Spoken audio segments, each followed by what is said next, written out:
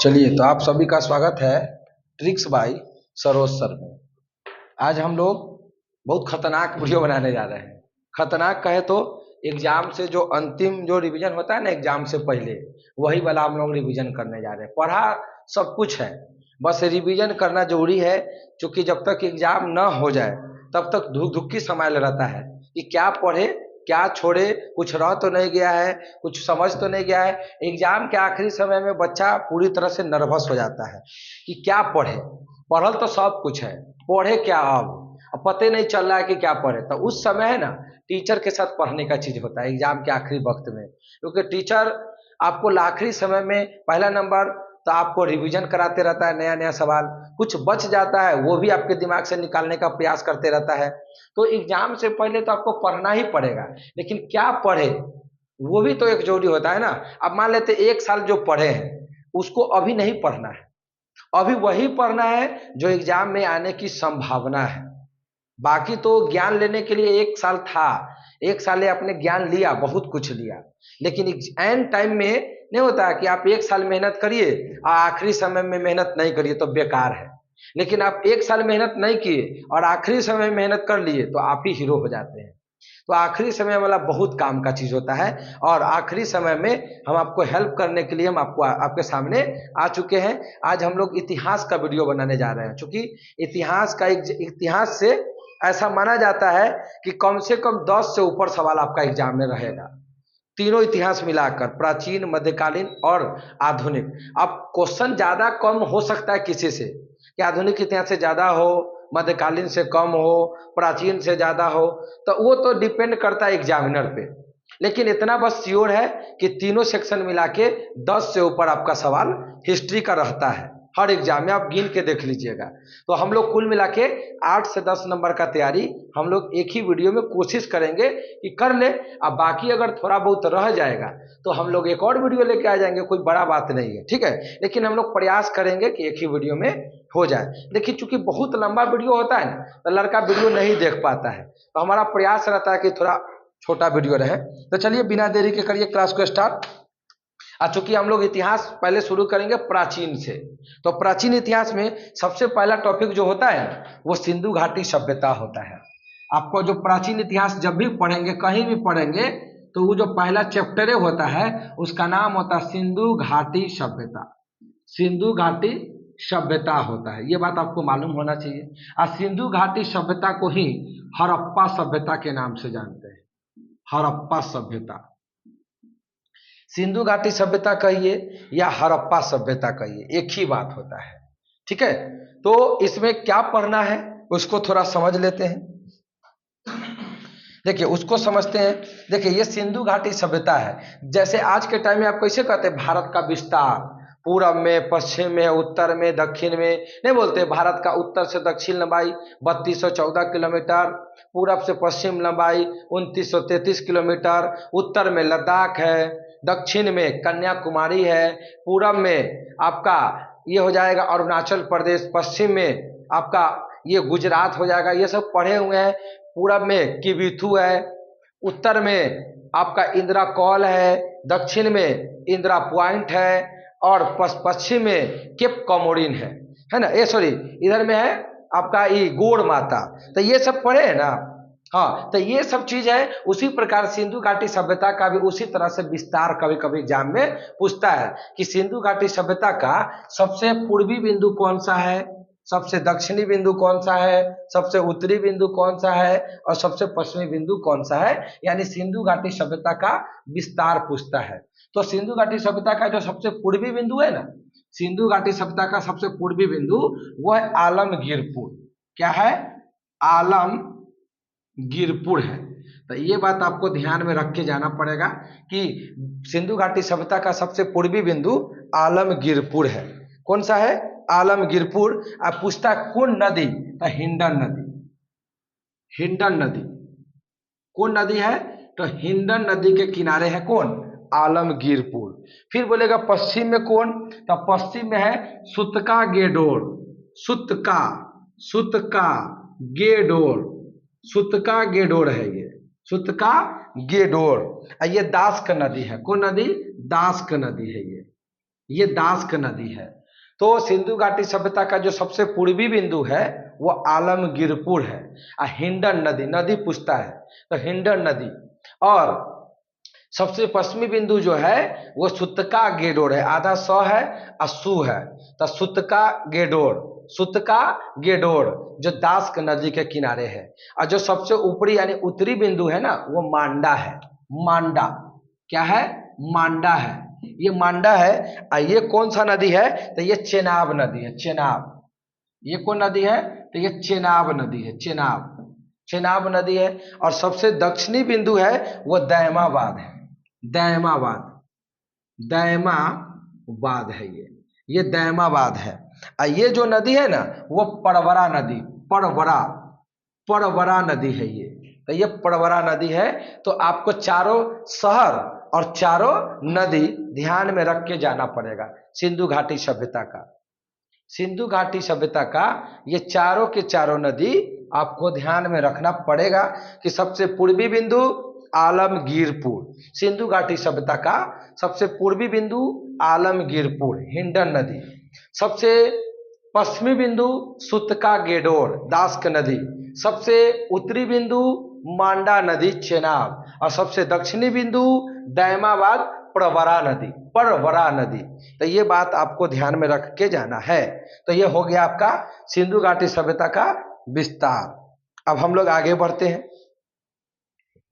सिंधु घाटी सभ्यता का अगर बोले कि सबसे बड़ा स्थल कौन सा है, सिंधु घाटी सभ्यता का अगर आपसे पूछे कि सबसे बड़ा स्थल कौन सा है, सबसे बड़ा स्थल, सबसे बड़ा स्थल कौन सा है, सिंधु घाटी सभ्यता का जो सबसे बड़ा स्थल है ना वह है मोहनजोदड़ो।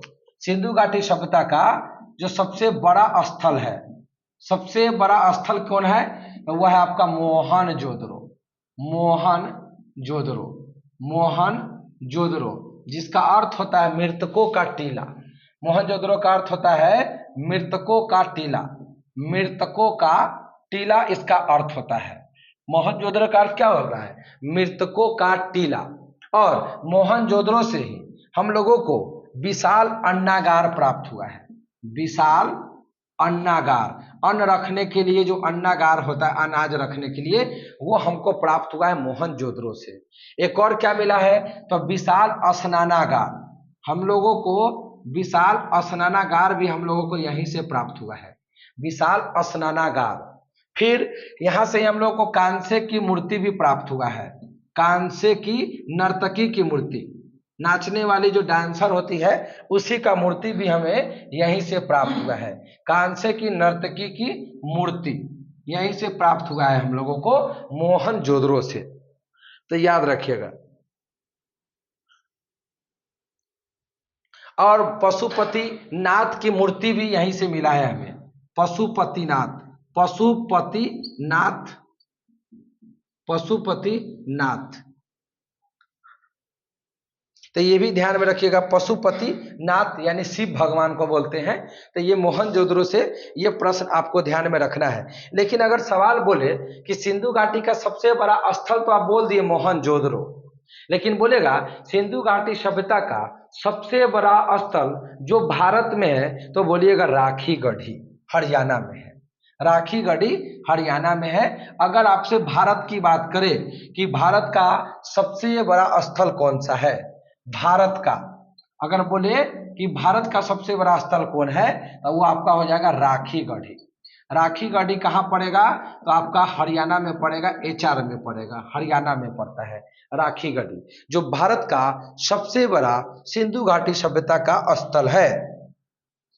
अगर पूछे कि सिंधु घाटी सभ्यता का सबसे बड़ा लोथल कौन सा, सॉरी, सबसे बड़ा बंदरगाह कौन सा है, सिंधु घाटी सभ्यता का सबसे बड़ा बंदरगाह, बंदरगाह कहे तो पोर्ट होता है, बंदरगाह तो कहिएगा लोथल, लोथल हो जाएगा, जो कि भोगवा नदी के किनारे है।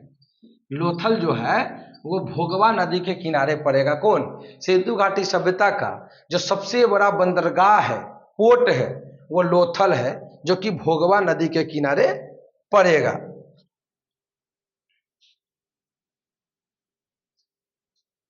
चलिए, तो अगला प्रश्न है, नेक्स्ट क्वेश्चन, कोई बोलेगा ये जो हड़प्पा आप देखते हैं ना, सिंधु घाटी सभ्यता को बोलते हैं हड़प्पा, तो हड़प्पा सभ्यता की अगर खोज बोलेगा कि हड़प्पा सभ्यता, हड़प्पा की खोज कौन किया है? हड़प्पा, हड़प्पा की खोज कौन किया है? तो कहिएगा हड़प्पा की जो खोज है ना, हड़प्पा की खोज दयाराम साहनी किया है। दयाराम साहनी, दयाराम साहनी किया है। दयाराम साहनी ने किया है किसकी खोज? हड़प्पा की खोज 1921 ईस्वी में किया है। दयाराम साहनी हड़प्पा की खोज 1921 में किया है। दयाराम साहनी जी के द्वारा हड़प्पा सभ्यता की खोज किया है। लेकिन अगर सवाल बोले ना कि हड़प्पा सभ्यता की खोज दयाराम साहनी तो किए हैं, लेकिन किसके नेतृत्व में किए हैं, किनके देखरेख में किए हैं, तो हो सकता है आपको ना पता हो। हड़प्पा सभ्यता की खोज तो मालूम है हर किसी बच्चे को कि दयाराम साहनी कर दिए हैं 1921 में, लेकिन पूछा जाएगा कि किसके नेतृत्व में किया गया है, किसके देखरेख में किया गया है, तो गड़बड़ हो सकता है। तो लिखिएगा हड़प्पा सभ्यता की खोज किसके नेतृत्व में किया गया है? नेतृत्व में किया गया है तो वह जॉन मार्शल, जॉन मार्शल के नेतृत्व में किया गया है। जॉन मार्शल के नेतृत्व में किया गया है हड़प्पा सभ्यता की खोज। कौन किए हैं? तो दयाराम साहनी किए हैं। किसके नेतृत्व में? जॉन मार्शल के नेतृत्व में किए हैं। और यही हड़प्पा है जहां से R37 का कब्रिस्तान मिला है। R37, R37 का कब्रिस्तान मिला है यहीं से, कब्रिस्तान। तो R37 का कब्रिस्तान हड़प्पा से मिला है। R37 का जो कब्रिस्तान होता है, जो मुसलमान लोग दफनाते हैं, जो मरा हुआ व्यक्ति होता है उनको, उसी को कब्रिस्तान बोलते हैं। हिंदू धर्म में जलाया जाता है और मुस्लिम धर्म में गाड़ा जाता है, तो कब्रिस्तान में गाड़ा जाता है। तो R37 का जो प्रमाण है वो हमें हड़प्पा से मिला है। आगे बढ़े, चलिए नेक्स्ट क्वेश्चन की तरफ हम लोग मूव कर रहे हैं। ध्यान रखिएगा, कोई पूछेगा कि सिंधु घाटी सभ्यता में सबसे ज्यादा कौन सी धातु मिला है? सिंधु घाटी जो सभ्यता है इसमें सबसे ज्यादा कौन सी धातु मिला है? बताइए कौन सी धातु मिला है? तो कहिएगा कॉपर। सिंधु घाटी सभ्यता में सबसे ज्यादा कौन सी धातु मिला है? तो वो मिला है कॉपर। कॉपर कहे तो तांबा, कॉपर तांबा को बोला जाता है। तो सिंधु घाटी का सभ्यता का सबसे ज्यादा कौन सी धातु मिला है? तो कॉपर मिला है। सिंधु घाटी सभ्यता में सबसे ज्यादा धातु किसकी मिली है? तो वो मिली है कॉपर की। कॉपर कहे तो तांबा का मिला है। नेक्स्ट क्वेश्चन कि सिंधु घाटी सभ्यता में सबसे पहले किस धातु का प्रयोग किया गया था? सिंधु घाटी सभ्यता में सबसे पहले किस धातु का प्रयोग किया गया था? तो वह है कांसा। कांसा का प्रयोग किया गया था, कांसा का प्रयोग किया गया था। सबसे पहले कांसा धातु मिला था, कांसा धातु का प्रयोग किया गया था सिंधु घाटी सभ्यता। तो सिंधु घाटी सभ्यता के बारे में हम इतना बता दिए। हालांकि सिंधु घाटी सभ्यता अपने आप में एक चैप्टर होता है, लेकिन अभी चैप्टर पढ़ने का टाइम बिल्कुल भी नहीं है। तो अभी ऊपरे झापड़े से जितना महत्वपूर्ण प्रश्न था हम आपके सामने गुजार दिए। न तो सिंधु घाटी सभ्यता भी पढ़ा है तो 2 घंटा अकेला कम पड़ जाएगा सिंधु घाटी सभ्यता पे। सिंधु घाटी सभ्यता एक बड़ी चैप्टर है जिसको पढ़ाने में आदमी को 1 क्लास 2 क्लास पूरा लग जाता है। अभी हम शॉर्ट संक्षेप में लेके चलेंगे, तो हम लोगों को चूंकि आगे भी बढ़ना है, बहुत कुछ पढ़ना है, तो हम लोग सिंधु घाटी सभ्यता को खत्म कर रहे हैं। इतना पढ़ लीजिएगा, काम हो जाएगा। हालांकि और भी पढ़ना है, लेकिन फिलहाल इतना से काम चलाइए आप लोग। आगे लिखिएगा कि वैदिक काल में लिखिएगा पुरंदर शब्द का प्रयोग किसके लिए किया गया था? लिखिएगा वैदिक काल में पुरंदर, वैदिक काल में जो पुरंदर का है, वैदिक काल में पुरंदर शब्द का प्रयोग, वैदिक काल में पुरंदर, वैदिक काल में ये बेटू तक पानी ला दी है ऊपर से फ्रिज वाला। वैदिक काल में पुरंदर शब्द का प्रयोग किसके लिए किया गया है? वैदिक काल में पुरंदर शब्द का प्रयोग जो है, वैदिक काल में पुरंदर शब्द का प्रयोग इंद्र भगवान के लिए किया गया है। वैदिक काल में पुरंदर जो शब्द है वो किसके लिए प्रयोग किया गया है? तो इंद्र भगवान के लिए किया गया है। इंद्र भगवान के लिए, इंद्र भगवान जो होते हैं, जो वर्षा बरसाते हैं, वही इंद्र भगवान, इसके लिए किया गया है। और इसके लिए 250 सूक्त का प्रयोग किया गया है। इंद्र भगवान के लिए कितना सूक्त? 250 सूक्त का प्रयोग किया गया है। सूक्त का प्रयोग किया गया है, 250 सूक्त का प्रयोग किया गया है। और वैदिक काल में सबसे ज्यादा इंद्र भगवान को, एक नंबर में इंद्र भगवान को दर्जा मिला है। और 2 नंबर में जो दर्जा मिला है वो अग्नि देवता के लिए है। वैदिक काल में जो पुरंदर इंद्र भगवान के लिए, लेकिन दूसरा देवता कौन था? तो अग्नि। दूसरा देवता कौन था? अग्नि। इसके लिए 200 सूक्त का प्रयोग किया गया अग्नि के लिए। और तीसरा जो भगवान था वो वरुण था, वरुण भगवान। अब वरुण भगवान के लिए कितना सूक्त का प्रयोग किया गया है? तो वरुण भगवान के लिए कोई सूक्त का प्रयोग नहीं किया गया है। और जो चौथा है ना, वो सोम देवता को मान रहा था।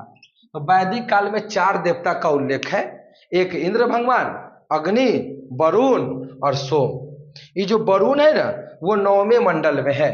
आप जानते हैं ना, ऋग्वेद में 10 मंडल था, तो उसी प्रकार ये आपका 8वें मंडल में वरुण की चर्चा है। 8वें जो मंडल है, आप जानते हैं ना कि ऋग्वेद में 10 मंडल है, तो 10 मंडल में से जो 8वां वाला मंडल है उसमें वरुण का देवता का चर्चा है। आप जानते हैं ना, तीसरा मंडल में गायत्री मंत्र है ना, तो 8वें मंडल में कौन देवता? वरुण देवता है। और 9वें मंडल में सोम देवता है। 9वें मंडल में सोम देवता है, ये आपको हम पढ़ाए हुए हैं। 9वें मंडल में सोम देवता है। 9वें मंडल में सोम देवता है। तो ऐसा करते हैं, थोड़ा 10 मंडल में से हम इंपोर्टेंट मंडल निकाल लेते हैं। इधर लिखिएगा ऋग्वेद। ऋग्वेद, तो ऋग्वेद में कितने मंडल है? 10 मंडल है। तो ऋग्वेद में कितने मंडल है? 10। तो कहिएगा इंपोर्टेंट मंडल कौन सब है? तो इंपोर्टेंट मंडल है 3, 4, 7, 8, उसके बाद 9 और उसके बाद 10 मंडल है। तो तीसरा, चौथा, 7वां, 8वां, 9वां। तीसरा, चौथा, 7वां, 8वां, 9वां। तीसरा, चौथा, 7वां, 8वां, 9वां। तो तीसरा मंडल में तो आप जानते हैं, तीसरा मंडल में गायत्री मंत्र है। गायत्री मंत्र की चर्चा है तीसरा मंडल में, आप जानते हैं पहले से, है ना। चौथा मंडल में है ना, कृषि का चर्चा है। कृषि, खेती के बारे में उल्लेख है, कृषि के बारे में उल्लेख है। और 7वां मंडल में दशराज जो युद्ध हुआ था, 10 राजाओं का युद्ध। दशराज समझते हैं? दशराज का मतलब होता है, तालाबे से लिख लीजिए, दशराज का मतलब जानते हैं? 10 राजाओं का युद्ध। 10 राजाओं ने आपस में युद्ध लड़ा था। तो 7वें मंडल में दशराज का चर्चा है। लेकिन अगर हम बात करते हैं 8वें मंडल में, तो 8वें मंडल में तो हम लिखवा न दिए हैं वरुण। 8वें मंडल में है आपका वरुण देवता, हम ऑलरेडी लिखवा दिए हैं, लेकिन एक तरह लिख रहे हैं तो याद रखिएगा। और 9वें मंडल में वहां भी लिखे हुए हैं सोम देवता, तो ये भी आपको मालूम है। और 10वें मंडल में आपको मालूम है कि पुरुष सूक्त की चर्चा है। पुरुष सूक्त की चर्चा है। तो 10 मंडल में आपको इतना मंडल याद रखना पड़ेगा। 10 मंडल में आपको इतना मंडल याद रखना पड़ेगा।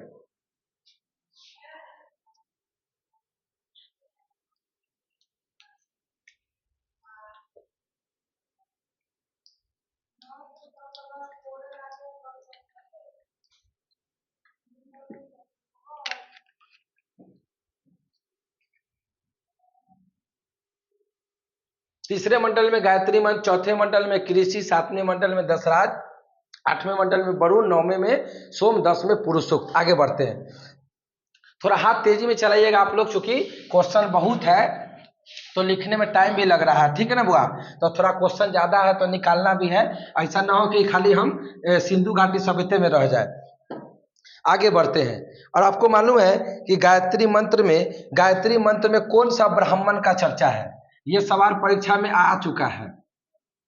गायत्री मंत्र में कौन से ब्राह्मण ग्रंथ का उपयोग किया गया है? लिखिएगा, गायत्री मंत्र में कौन सा ब्राह्मण ग्रंथ है? ब्राह्मण ग्रंथ, तो बोलिएगा गोपथ। क्या आंसर हो जाएगा? गोपथ ब्राह्मण। गोपथ ब्राह्मण की चर्चा है गायत्री मंत्र में। गायत्री मंत्र का जो ब्राह्मण ग्रंथ है ना, वो गोपथ ब्राह्मण है। गायत्री मंत्र में जो ब्राह्मण ग्रंथ है वो गोपथ।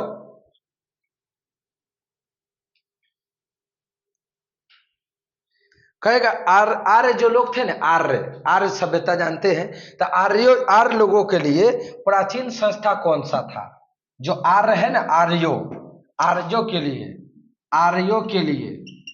आर्यों के लिए सबसे प्राचीन संस्था कौन सा था? सबसे प्राचीन संस्था कौन सा था? लिखिएगा, आर्यों के लिए सबसे प्राचीन जो संस्था था ना, वो विधव था।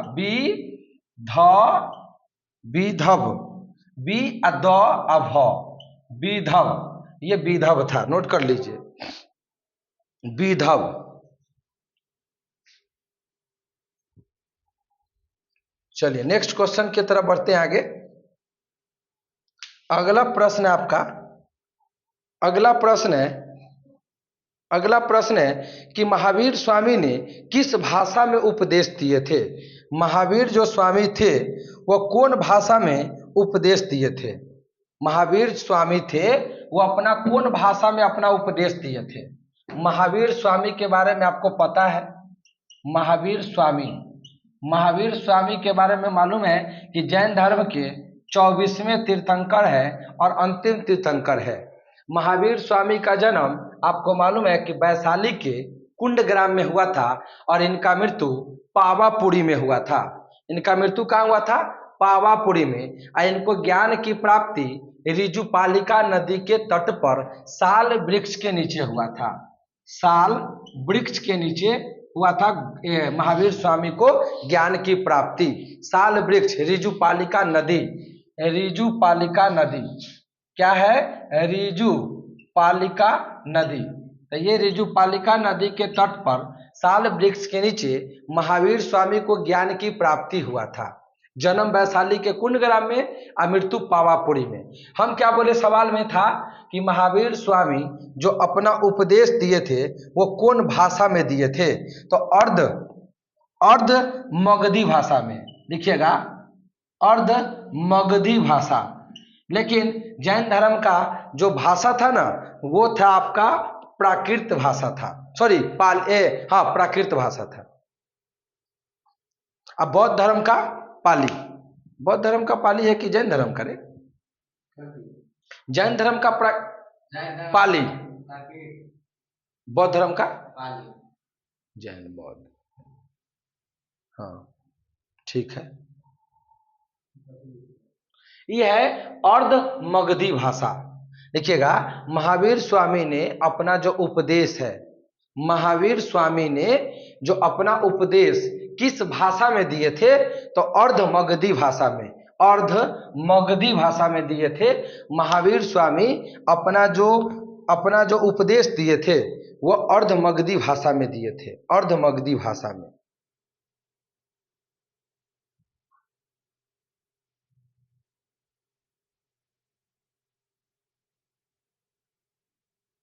आगे लिखिएगा, सिकंदर के गुरु कौन थे? सिकंदर के गुरु कौन थे? सिकंदर के गुरु कौन थे? नोट करिएगा, सिकंदर के गुरु कौन थे?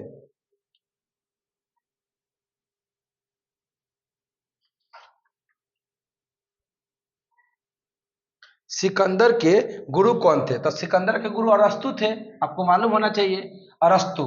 सिकंदर के गुरु कौन थे? अरस्तु थे। सिकंदर के गुरु कौन थे? तो अरस्तु। सिकंदर के गुरु कौन थे? आप लोग लिखिएगा, एक चीज हम बता रहे हैं आपको, आप लोग लिखिए, सिकंदर के गुरु कौन थे? तो सिकंदर के गुरु थे अरस्तु।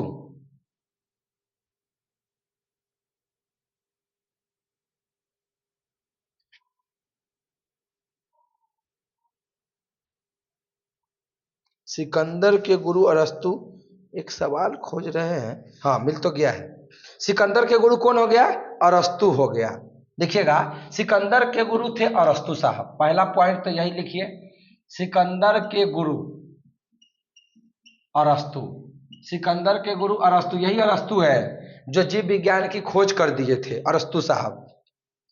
और आपसे परीक्षा में पूछता है कि जब सिकंदर मगध पे आक्रमण किया था, अपना मगध, भारत पर, मगध पर जब आक्रमण किया था, जब सिकंदर मगध पर आक्रमण किए थे, उस समय यहाँ का शासक कौन था? जब सिकंदर मगध पर आक्रमण किया था तब यहाँ पर यहाँ का शासक कौन था? तो नंद वंश के नंद वंश के शासक था, नंद वंश के शासक, नंद वंश के शासक, नंद वंश के जो शासक थे वो घनानंद था, घनानंद। घनानंद के दरबार में इन्होंने आक्रमण किया था। सिकंदर मगध पर जब आक्रमण किया था तो यहाँ का राजा कौन था? तो यहाँ का राजा था घनानंद, जो नंद वंश के शासक है, घनानंद। नंद वंश के शासक कौन है? घनानंद। उसी समय मगध पे ये राज कर रहे थे घनानंद। लेकिन आपसे सवाल ये पूछता है, आपसे ये पूछता है कि सिकंदर और पोरस, ये दोनों के बीच में भारत में युद्ध हुआ था। भारत में जब सिकंदर आक्रमण किया था तो सिकंदर और पोरस के बीच में लड़ाई हुआ था। सिकंदर और पोरस, सिकंदर और पोरस, ये दोनों के बीच में युद्ध हुआ था। क्या हुआ था? युद्ध। पोरस यहाँ का राजा था, तो यहाँ पर युद्ध हो गया था सिकंदर और पोरस के बीच में। झेलम नदी का युद्ध इसे बोलते हैं। सिकंदर और पोरस के बीच में जो युद्ध हुआ था ना, उस युद्ध का नाम है झेलम का युद्ध। क्यों झेलम का युद्ध बोलते हैं? क्योंकि झेलम नदी पर हुआ था। झेलम का युद्ध कहते हैं इसको। झेलम का युद्ध इसलिए कहते हैं क्योंकि इस झेलम नदी पर ये वाला युद्ध हुआ था। और आप जानते हैं कि झेलम का वेदों में नाम बितिस्ता है। झेलम का जो प्राचीन नाम है वो बितिस्ता है, इसीलिए इसे बितिस्ता का युद्ध भी कहते हैं। तो बितिस्ता का युद्ध भी सिकंदर और पोरस के युद्ध को ही कहते हैं बितिस्ता का युद्ध, झेलम का युद्ध। ऐसे ही कहते हैं हाई डेस्पीज का युद्ध। झेलम का युद्ध कहिए, बितिस्ता का युद्ध कहिए, या हाई डेस्पीज का युद्ध कहिए। हाई डेस्पीज, डेस्पीज, हाई डेस्पीज का युद्ध भी इसे ही कहा जाता है। तो झेलम का युद्ध कहिए, बितिस्ता का युद्ध कहिए, या हाई डेस्पीज का युद्ध कहिए, एक ही बात है। सिकंदर और पोरस के बीच में युद्ध हुआ था। हालांकि पोरस हार गया था, लेकिन पोरस इतना भयंकर तरीके से सिकंदर का सामना किया कि सिकंदर के सेना को और सिकंदर को पसीना पसीना निकाल दिया था। आप नहीं देखते हैं कि क्रिकेट मैच देखते हैं और लास्ट के एक बॉल पे हार जीत होता है, अंतिम बॉल, पूरा ओवर खत्म, एक बॉल और 1 रन जीते लगी रहता है, तो परा निकलते रहता है दोनों टीम के कि क्यों होता ना होता। तो वही हाल था। सिकंदर जो कि पूरा दुनिया जीत लिया था, पूरा विश्व विजेता इसे कहा जाता, सिकंदर ने बोलते हैं जो जीता वही सिकंदर। तो ये सिकंदर पूरे दुनिया को जीत लिया। जब भारत पे आक्रमण किया तो उसकी संघर्ष एक राजा से होता है पोरस, और पोरस से जब लड़ाई हुआ तो पोरस की सेना और सिकंदर की सेना में जमकर युद्ध हुआ। अंतोगत्वा लास्ट तक पोरस हार जाता है और सिकंदर जीत जाता है। लेकिन सिकंदर जीतने के बावजूद भी पोरस को यही बोलता है कि आप, हम जीत तो गए हैं लेकिन बड़ी मुश्किल से जीते हैं, यानी कि आप हारे भी नहीं। तो सिकंदर की सेना डर गया कि एक मामूली सा एक राजा से जब एक झगड़ा किए हैं तो इतना ज्यादा पसीना निकाला है, आगे मगध में घुसेंगे तो मगध तो बहुत बड़ा साम्राज्य है, वहाँ एक से एक पावरफुल लोग है, वहाँ एक से एक सेना है, और वहाँ तो बहुत कुछ है, तो मगध से तो और नहीं जीत पाएंगे। इसी डर से पोरस की सेना, इसका सिकंदर की जो सेना था वो झेलम नदी को पार करने से मना कर दिया। सिकंदर को बोला कि साहब अब हम आगे नहीं जा पाएंगे युद्ध करने के लिए, क्योंकि एक छोटा मोटा राजा से जीतने के लिए हम लोगों को इतना संघर्ष करना पड़ा। तो आगे मगध है जो पूरे विश्व का सबसे बड़ा शक्तिशाली मगध को जाना जाता था, और उसमें घुस के लड़ाई करना हमारे बस का चीज नहीं है। अब सिकंदर करे तो करे क्या, जब उसका सेना तैयार नहीं आगे जाने के लिए, तो अंतोगतवा सिकंदर को वहीं से रिटर्न लौट जाना पड़ा, मगध पे गया भी नहीं वो। तो ये बात है, ध्यान रखिएगा इसको। फिर पूछता है कि सिकंदर भारत पे आक्रमण कब किया, तो 326 बीसी में। सिकंदर मगध पे आक्रमण कब किया, तो 326 बीसी में। वही मगध का है तो भारत पे आक्रमण किया 326 बीसी में, और उनका मृत्यु हो गया था 323 बीसी में। तो हम यहाँ पर लिख देते हैं भारत पर आक्रमण कब किए, तो 326 बीसी में। 326 बीसी का है तो ईसा पूर्व, और इनका मृत्यु कब हो गया था, तो 3 साल के बाद, यानी 323 बीसी में। 323 बीसी में इनका मृत्यु हो गया। चूंकि ईसा पूर्व में साल घटता है, इसीलिए 26 के बाद 23 हो गया है। तो ये नहीं सोचना कि गलत है, ये ईसा पूर्व है ना। तो ढाई डेस्पिच का युद्ध, बितिस्ता का युद्ध, झेलम का युद्ध, ये तीनों के तीनों सिकंदर और पोरस के बीच में हुआ था। तो ये बात भी याद रखिएगा। अब इसके बाद हम आपको एक ट्रिक बताने जा रहे हैं, वो ट्रिक थोड़ा सा ध्यान में रखिएगा। एक ट्रिक लिखना है, क्या आपको एक ट्रिक लिखना है, ट्रिक। एक ट्रिक लिखिएगा, यहाँ पे लिखना है, एक ट्रिक लिखिए, ट्रिक, TRI सीख के ट्रिक लिखना है आपको। और ट्रिक क्या लिखना है, एस पास, PAS, यानी एस क्या कर गया, पास कर गया। एस क्या कर गया, पास। एक ट्रिक लिखिए आप, एस पास, एस क्या कर गया, पास कर गया। आसपास क्या हो गया, आसपास। तो ये हो गया एस पास कर गया, एस क्या कर गया, पास कर गया। सर ये क्या ट्रिक है, तो लिखिए एस से लिखो सुकरात, एस से लिखो सुकरात, लिखो एस से लिखो सुकरात। आई पी है ना, तो पी से लिखो प्लेटो, यानी प्लेटो। प्लूटो होता है ना, प्लूटो होता है, प्लेटो ना होता है, प्लूटो। हाँ, प्लूटो होता है, प्लूटो। ए से होता है अरस्तु, एस से होता है सिकंदर। अब ये क्या है आपको बताते हैं, एस पास।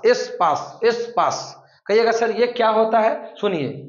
सिकंदर के गुरु थे अरस्तु के गुरु थे प्लूटो, अब प्लूटो के गुरु थे सुकरात। तो सबका गुरु है, आई सबका चेलवा है। तो याद रखिएगा, जैसे अभी हम लोगों से पूछा गया कि सिकंदर के गुरु कौन थे, तो अरस्तु था। फिर कभी भविष्य में पूछा जाएगा कि अरस्तु के गुरु कौन थे, तब कहिएगा प्लूटो। और कभी भविष्य में बोल दे कि प्लूटो का गुरु कौन था, तो सुकरात। चाहे ऐसे भी पूछ सकता है कि सुकरात का चेलवा कौन था, तो प्लूटो का चेलवा कौन था, तो अरस्तु, और अरस्तु के चेलवा कौन था, तो सिकंदर। तो ये चारों का ट्रिक है, एस पास, याद रखिएगा। ये सब आपस में गुरु चेला है। आई जो सुकरात लिखे है ना, सुकरात से एक सवाल बनता है, जानते हैं महाराष्ट्र का सुकरात किसे कहते हैं? ये जो सुकरात है, महाराष्ट्र का सुकरात किसे कहते हैं, परीक्षा में पूछा जाता है। महाराष्ट्र का सुकरात, ये एग्जाम में आएगा तो क्या बोलिएगा, महाराष्ट्र का सुकरात किसे कहते हैं? तो ये कहा जाता है MG रानाडे,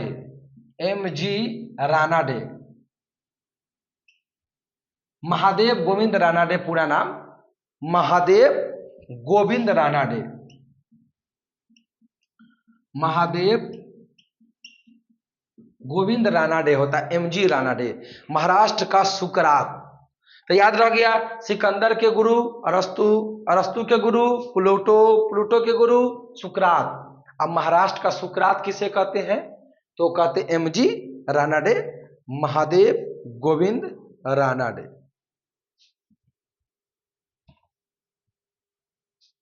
चलिए नेक्स्ट आगे बढ़ते हैं हम लोग अगले प्रश्न की तरफ। बौद्ध धर्म में कितने पिटक होते हैं, बताओ? बौद्ध धर्म में कितने पिटक होते हैं? बौद्ध धर्म में 3 गो पिटक है। बौद्ध धर्म, ये जो बौद्ध धर्म है, इसमें कितने पिटक है? तो इसमें जो पिटक है ना, वो 3 गो है। कहिएगा कौन पिटक? तो सुत्त पिटक, एक होता है विनय पिटक, एक होता है अभिधम पिटक। अभिधम पिटक, तो 3 गो पिटक है। लेकिन बौद्ध धर्म के त्रिरत्न कितने हैं? त्रिरत्न कितने हैं? तो त्रिरत्न भी 3 एगो है। पहला है बुद्ध, दूसरा है धम्म और तीसरा है संघ। तो बुद्ध धम्म संघ, बुद्ध धम्म संघ, बुद्ध धम्म संघ। आप पिटक कितने? तो 3, सुत्त पिटक, विनय पिटक, अभिधम पिटक। सुत्त पिटक, विनय पिटक, अभिधम पिटक। तो 3 गो पिटक और 3 गो त्रिरत्न होता है। लेकिन जैन धर्म का अगर बात करें, जैन धर्म के कितने त्रिरत्न होते हैं? अगर जैन धर्म की बात करें तो जैन धर्म में उसका भी त्रिरत्न होता है, जैन धर्म। तो जैन धर्म के जो त्रिरत्न है वो भी 3 गो। कौन कौन? तो सम्यक ज्ञान, पहला होता है सम्यक ज्ञान, सम्यक ज्ञान। दूसरा होता है सम्यक विश्वास, सम्यक विश्वास।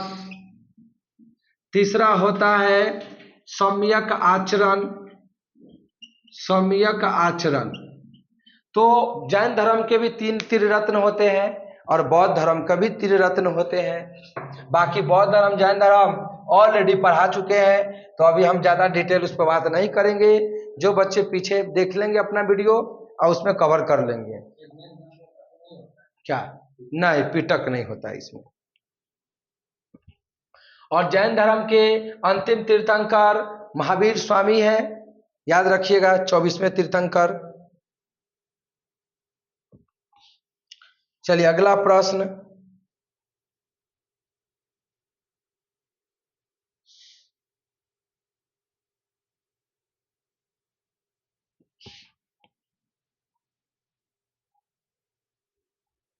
देखिएगा अगला प्रश्न, किस उपनिषद में सत्यमेव जयते का उल्लेख किया गया है? सत्यमेव जयते, सत्यमेव जयते का उल्लेख किसमें किया गया है? आप कहेंगे क्या? मुंडकोपनिषद।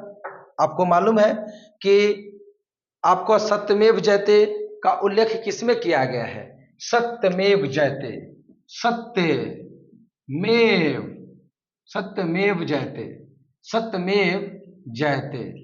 तो सत्यमेव जयते का प्रयोग मुंडकोपनिषद, मुंडकोपनिषद, मुंडकोपनिषद में इसका उल्लेख किया गया। सत्यमेव जयते, सत्य का हमेशा विजय होता है, मुंडकोपनिषद।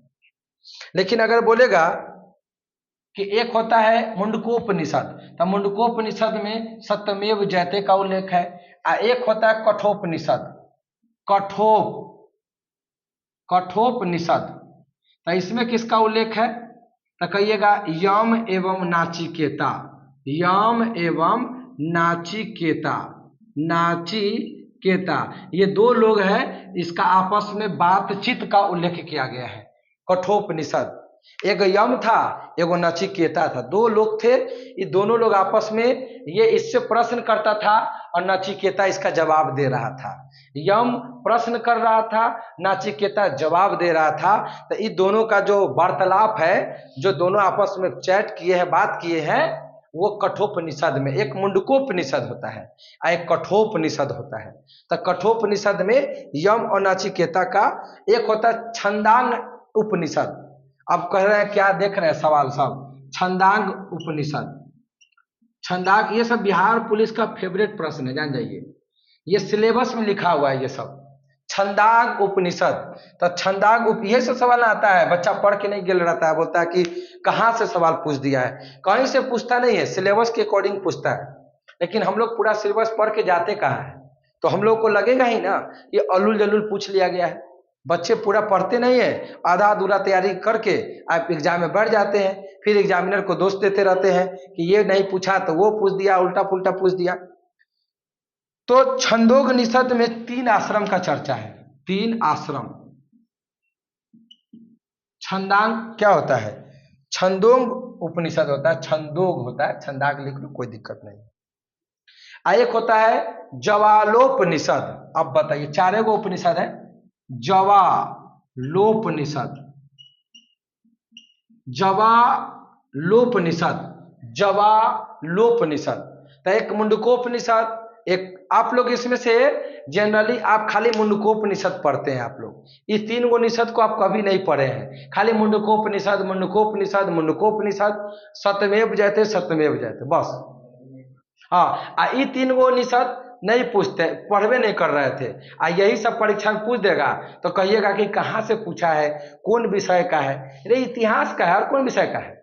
कठोपनिषद, छंदांगनिषद, जवालोपनिषद। तो जवालोपनिषद में 4 आश्रम का चर्चा है, बस इतना याद कर लीजिए। कौन आश्रम पूछेगा, पूछो जो पूछना है।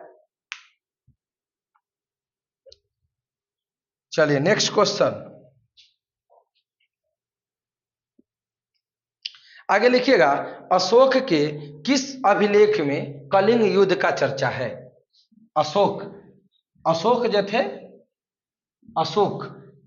अशोक कलिंग युद्ध लड़ा, मालूम है आपको। अशोक ने, लिखिएगा, अशोक के कलिंग युद्ध की चर्चा किस अभिलेख में है, किस अभिलेख में है। तो आपको मालूम है कि अशोक ने 14 को अभिलेख दिया था। पहला पॉइंट तो यही लिख लीजिए कि अशोक के टोटल अभिलेख कितने हैं, कुल अभिलेख 14। कुल अभिलेख जो थे वो 14 को अभिलेख था, जिसमें से 13वां जो अभिलेख है उसी अभिलेख में कलिंग युद्ध का चर्चा है, जो 261 बीसी में लड़ा गया था। 261 बीसी में लड़ा गया था कलिंग युद्ध लड़ा गया था 261 बीसी में।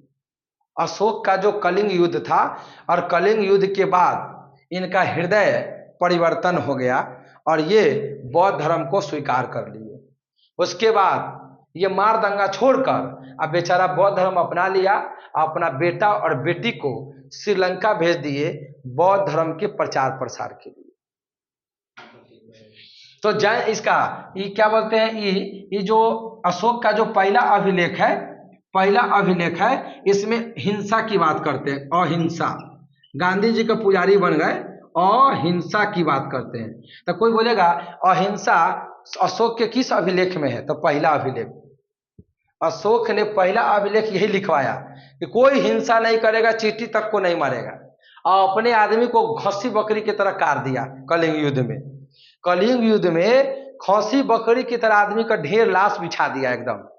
लेकिन जब इसको पता चला कि इतना सारा आदमी को हम ही मारे हैं, फिर बेचारा का हृदय परिवर्तन हो गया। अब बोला ना, आज के बाद हमारे राज में कोई चींटी को भी नहीं मारेगा। इसलिए अभिलेख लिखवाया पहले, 14 को अभिलेख में पहला अभिलेख यही लिखवाया, कोई हिंसा नहीं होगा आज के बाद, अहिंसा होगा, हिंसा नहीं किया जाएगा, किसी को मारा पीटा नहीं जाएगा। और चौथा जो अभिलेख है, चौथा जो अभिलेख है, इस चौथा अभिलेख में हृदय परिवर्तन की बात करता है। ये अशोक का जो हृदय परिवर्तन हुआ था इसी का उल्लेख है। हृदय परिवर्तन हो गया। ये बोला कि अब मार दंगा नहीं करेंगे, अब बौद्ध धर्म अपनाएंगे, अब बस शांति से रहेंगे। और 7वां अभिलेख में लिखवाए कि यहाँ पर लिखिएगा, ये 1वां हो गया, ये पहला था अहिंसा, चौथा हृदय परिवर्तन, और 7वां अभिलेख में लिखवाए, 7 का मतलब 7, तो सब धर्म को मानने का अधिकार दिए और बोले कि सब लोग मिलजुल के रहो, सभी धर्म के लोग मिलकर रहेंगे। बताइए, इतना अच्छा आदमी बन गया, हृदय परिवर्तन हो गया, कोई अहिंसा नहीं करेंगे। और 13वां अभिलेख में तो बोलिए दिए है ना, कलिंग युद्ध है। तो 14 को अभिलेख है, कितना याद करिएगा, 2-3 को याद रखिए, काम हो जाएगा। 14 को अभिलेख याद नहीं कर पाइएगा, आप थ्योरी क्लास में करा देंगे। अभी 3-4 को अभिलेख देख लीजिए, 3-4 को अभिलेख आप देख लीजिए, इसको कोई दिक्कत वाला बात नहीं है।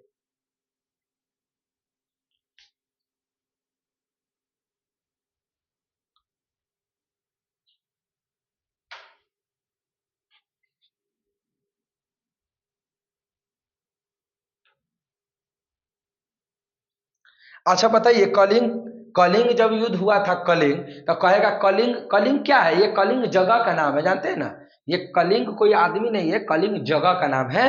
तो कहेगा कलिंग का राजधानी कहाँ है बताइए, तो अब क्या बोलिएगा, जो बोलेगा कि अशोक ने जो कलिंग युद्ध लड़ा था तो उस कलिंग की अथी कहाँ है, राजधानी कहाँ है, ये जो कलिंग है इसकी राजधानी कहाँ है। जो कलिंग युद्ध लड़ा था ना अशोक, तो कलिंग की राजधानी तोसली है, तोसली। तसला ना है भात बनाने वाला, तोसली है, तोसली। हाँ, बहुत ये नहीं करना तसला में भात बना देली, तसला ना है, तोसली है। हाँ, याद रखिएगा। और उस समय जो राजा था ना वहां का, किसके बीच में लड़ाई हुआ था, रजबा के नाम, तो रजबा के नाम है नंदराज। नंदराज के बीच में युद्ध हुआ था, अशोक और नंदराज। कलिंग का राजा था नंदराज और अशोक के बीच में युद्ध हुआ था, नंदराज। और राजधानी हो गया तोसली, तोसली, तोसली।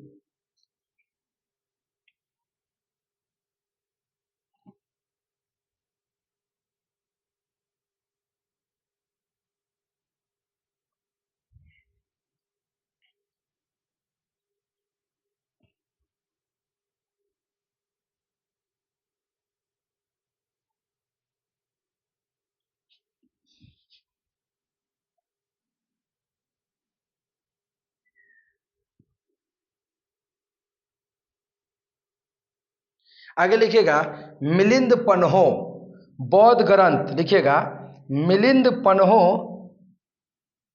नामक बौद्ध ग्रंथ, मिलिंद पन्हो, लिखिएगा मिलिंद, ऐसे मिलिंद पन्हो नामक बौद्ध ग्रंथ, नामक बौद्ध ग्रंथ, मिलिंद पन्हो नामक बौद्ध ग्रंथ में किनके संवाद का उल्लेख है, मतलब कौन आपस में बातचीत किया है। मिलिंद पन्हो नामक बौद्ध ग्रंथ में किसके संवादों का उल्लेख है, किसके संवाद मतलब बात विचार, संवाद का उल्लेख है, संवाद का उल्लेख है। मतलब मिलिंद पन्हा नामक जो बौद्ध ग्रंथ है उसमें किसकी बातचीत हुआ है, तो उसमें बातचीत जो हुआ है वो नागसेन, एक तरफ था मिलिंद, एक तरफ था नागसेन, नागसेन, एक तरफ था मिलिंद, मिलिंद। इसी दोनों लोगों की बातचीतों को दिखाया गया है मिलिंद पन्हो नामक बौद्ध ग्रंथ में, जो कि एक विदेशी बौद्ध, नहीं नहीं ये आप खाली लिख लीजिए, एक दूसरा सवाल है। मिलिंद पन्हो नामक बौद्ध ग्रंथ में किसके संवाद का उल्लेख है, तो कहिएगा नागसेन प्लस मिलिंद, नागसेन प्लस मिलिंद बोलिएगा, नागसेन प्लस मिलिंद। अच्छा, एक सवाल पूछते हैं, जवाब दीजिएगा। बताइए कौन सा विदेशी था जो पहली बार बौद्ध धर्म को अपनाया, कौन सा विदेशी था, कौन सा विदेशी है, कौन विदेशी आदमी है, कौन सा विदेशी था, कौन विदेशी था, ऐसे लिखो ना, कौन विदेशी था जो बौद्ध धर्म को अपनाया, बौद्ध धर्म को अपनाया था, विदेशी आदमी का नाम बताइए जो बौद्ध धर्म अपना लिया था, विदेशी था और बौद्ध धर्म को अपना लिया। वो मिलिंद, एक तरफ ये था मिलिंद और एगो था, एक था, एगो मिलिंद हो गया या मिनांडर, उसी का नाम है मिलिंद या मिलिंद या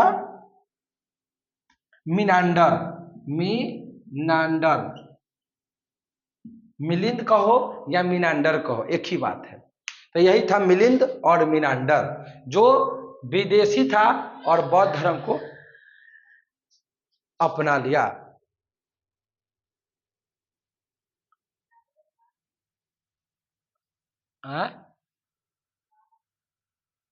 बौद्ध धर्म को अपना लिया, चिलवा हमारा चिचिया रहा है वही से चीज बुला रहा है, ऑनलाइन है, ऑनलाइन लड़का से आजकल के 5G ना देख रहा है, वही तरह से ऑनलाइन में बतिया रहा है, बुला रहा है, वीडियो देख रहा होगा, देख रहा है। 6 महीना के लड़का है, यहाँ आवाज आता है।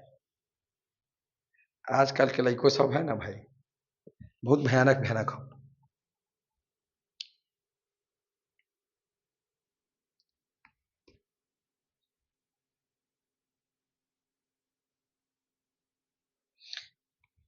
आगे लिखिएगा 3 गो विश्वविद्यालय लिखवाएंगे एक नालंदा विश्वविद्यालय, एक विक्रमशिला विश्वविद्यालय और एक लिखवा देंगे आपको ओदंतपुरी विश्वविद्यालय।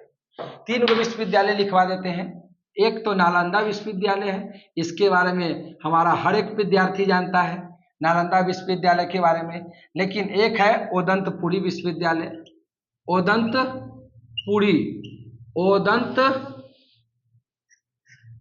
ओदंतपुरी पूरी विश्वविद्यालय।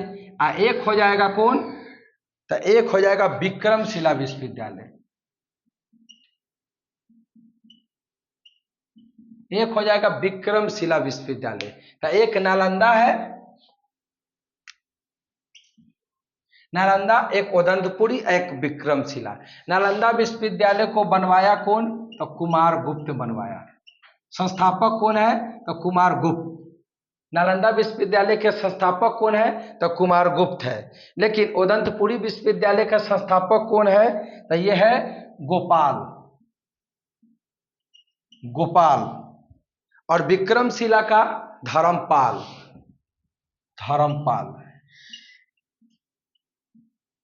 फॉर्म में है एकदम। कुमार गुप्त, गोपाल, धर्मपाल। विक्रमशिला विश्वविद्यालय भागलपुर में पड़ेगा। विक्रमशिला विश्वविद्यालय आपका भागलपुर में पड़ता है, भागलपुर में पड़ता है। और वो वाला तो नालंदा में ही है। चलिए आगे बढ़ते हैं, नेक्स्ट क्वेश्चन।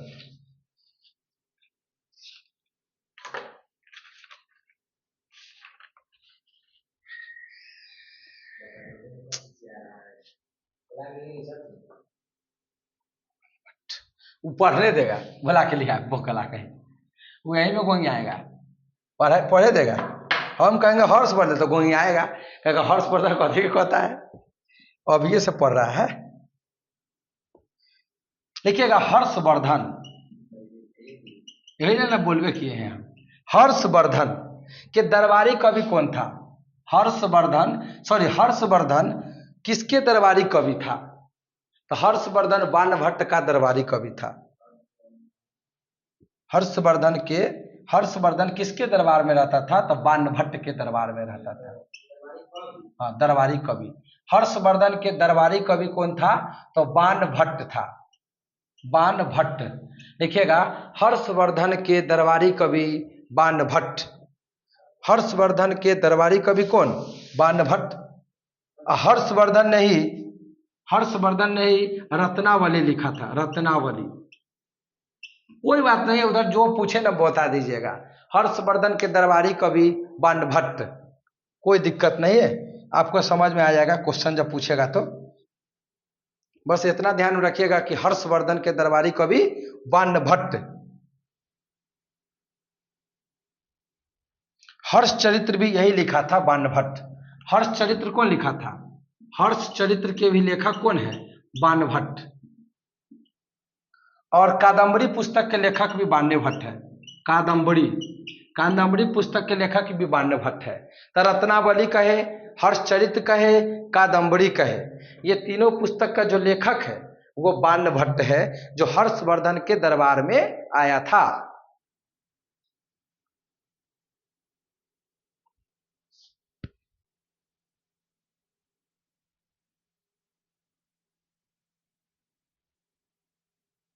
चलिए अगला प्रश्न लिखिएगा। रत्नावली, हर्षचरित्र, कादम्बरी बाणभट्ट के दरबार में था। अगला प्रश्न लिखिएगा। चोल प्रशासन, चोल वंश का नाम सुने होंगे। तो चोल वंश में जो प्रशासन था, चोल प्रशासन, ये जो चोल प्रशासन है, चोल प्रशासन की प्रमुख विशेषता क्या थी, लिखिएगा। चोल प्रशासन की प्रमुख विशेषता, चोल प्रशासन की प्रमुख विशेषता क्या था, तो स्थानीय स्वशासन। स्थानीय स्वशासन मतलब होता है कि गांव के जो लोग हैं उनका शासन, स्थानीय लोगों का शासन, स्थानीय स्वशासन। लिखिएगा चोल प्रशासन की प्रमुख विशेषता क्या है, तो स्थानीय स्वशासन, याद रखिएगा। और चोल प्रशासन का जो राजा था ना, वो राज प्रथम था। राजराज प्रथम चोल प्रशासन का राजा था। राजराज प्रथम, चोल प्रशासन के राजा राजराज प्रथम। राजे राज प्रथम था जो श्रीलंका की यात्रा पहली बार किए थे। श्रीलंका की यात्रा किए थे, श्रीलंका की यात्रा किए थे। श्रीलंका की यात्रा करने वाला चोल शासक कौन? राजराज प्रथम। परीक्षा में आएगा कि श्रीलंका की यात्रा करने वाले पहला चोल शासक कौन था, तब बोलिएगा राजराज प्रथम, जो श्रीलंका की यात्रा किया था। चलिए आगे बढ़ते हैं। राजतरंगिणी जो कलहन के द्वारा लिखा गया पुस्तक है, उसमें किसका इतिहास है? जम्मू कश्मीर का, आपको पता होगा। राजतरंगिणी जो पुस्तक है, राजतरंगिणी, राजतरंगिणी जो पुस्तक है वो कलहन का पुस्तक है, कलहन। इसमें जम्मू कश्मीर के इतिहास का उल्लेख है। राजतरंगिणी पुस्तक में किस शहर का उल्लेख है? तो राजतरंगिणी, सॉरी, जम्मू कश्मीर शहर का उल्लेख है। राजतरंगिणी पुस्तक के लेखक कलहन, कलहन ने रचना किया है राजतरंगिणी का। सूर्य सिद्धांत नामक पुस्तक कौन लिखा है? सूर्य सिद्धांत नामक पुस्तक, तो आर्यभट्ट। सूर्य सिद्धांत नामक पुस्तक कौन लिखा है? तो वो आर्यभट्ट लिखा है। आर्यभट्ट, जिन्होंने शून्य का आविष्कार किया, पाई का आविष्कार किया। लेकिन अगर आपसे बोलेगा कि शून्य का आविष्कार तो ये किया, लेकिन शून्यवाद का आविष्कार कौन किया?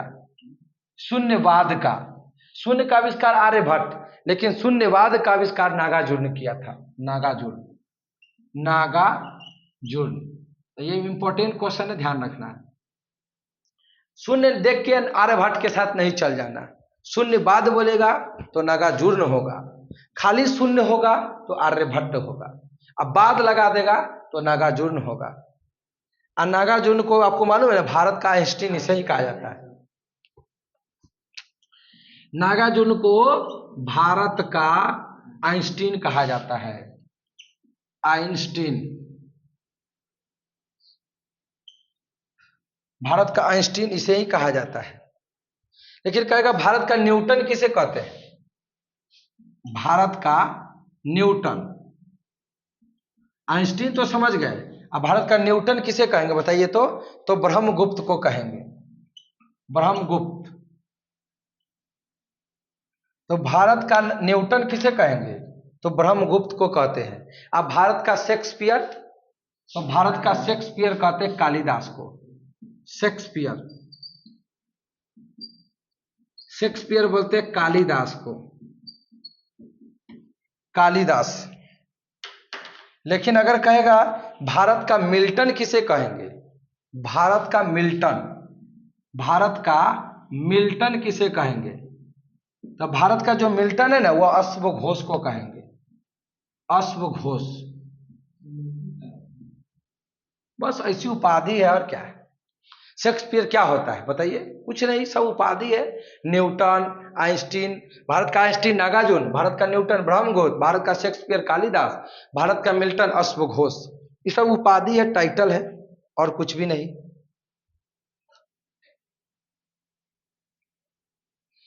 अच्छा बताइए, पशुपतिनाथ की जो मोहर मिला है वो कहां से मिला है? पशुपतिनाथ का मोहर मोहनजोदड़ो से। बहुत बढ़िया। पशुपतिनाथ का जो मोहर मिला है, पशुपतिनाथ, पशुपतिनाथ का जो मोहर मिला है वो मोहनजोदड़ो से मिला है। मोहनजोदड़ो, मोहनजोदड़ो से पशुपतिनाथ का मोहर मिला है। लेकिन आप बताइएगा कि ऋग्वेद में मंडल कितने थे? ऋग्वेद में मंडल 10 गो ना। ऋग्वेद में मंडल कै गो? ऋग्वेद में मंडल 10 गो। सूक्त कै गो? 1028। सूक्त 1028 न है, सूक्त 1028। और आपका ये बताइए, सूक्त है 1028 और उपनिषद कै गो है? उपनिषद,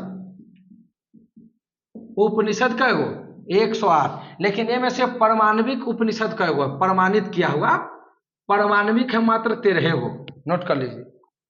प्रमाणित किया हुआ जिसको मोहर मारा गया है वो 13 गो है 108 गो, श्री श्री 108 बोलते हैं, लेकिन वो में से जो प्रमाणित है, प्रमाणिक मतलब ऑथेंटिक, वो 13 गो है।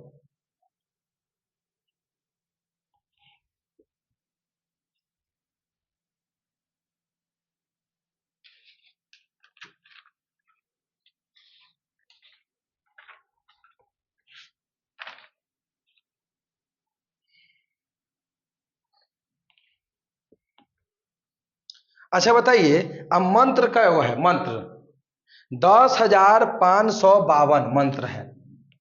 मंत्र क्या वो है? तो 10,552 मंत्र है। 10,552 मंत्र है। और ऋचा क्या वो है? ऋचा, ऋचा, तो ऋचा जो है ना आपका, वो 1,00,000 है, 1,00,000। तो मंत्र हो गया 10,552, ऋचा 1,00,000, उपनिषद 108, असूक्त हो गया 1,028। ये सब याद रखिएगा। सूक्त हो गया 1,028, उपनिषद हो गया 108, जिनमें से 13 गो प्रमाणिक है, और मंत्र हो गया 10,552, और ऋचा हो गया 1,00,000, और ऋचाएं 1,00,000 हो गया। तो ये सब भी आपको ध्यान में रखिएगा।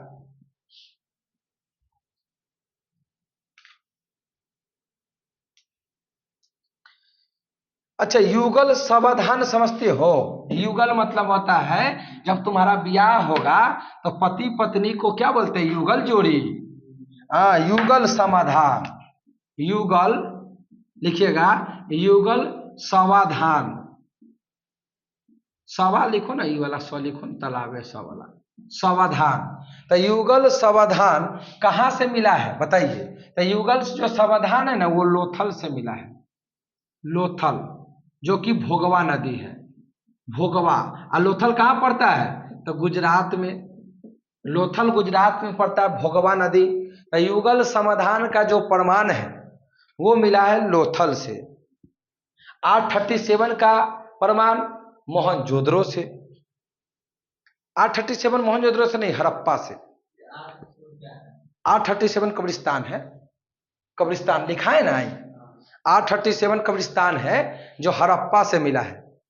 अब पशुपति की मोहर मोहनजोदड़ो से, विशाल अन्नागार मोहनजोदड़ो से, विशाल अन्नागार मोहनजोदड़ो से, आपका कांसे की मूर्ति की मोहनजोदड़ो से, पशुपतिनाथ का मूर्ति मोहनजोदड़ो से, ये सब यहाँ से मिला। कुछ प्रमाणित से पूछ देता है तो याद रखिएगा।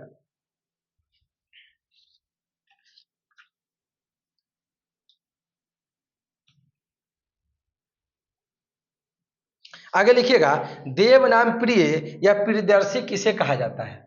देव नाम प्रिय या प्रियदर्शी, देव नाम प्रिय, देव नाम प्रिय या प्रियदर्शी, प्रियदर्शी ये किसे कहते हैं? देवनाम या प्रियदर्शी, यह अशोक को कहा जाता है। अशोक, महान सम्राट अशोक को कहा जाता है देवनाम प्रिय, देवनाम प्रिय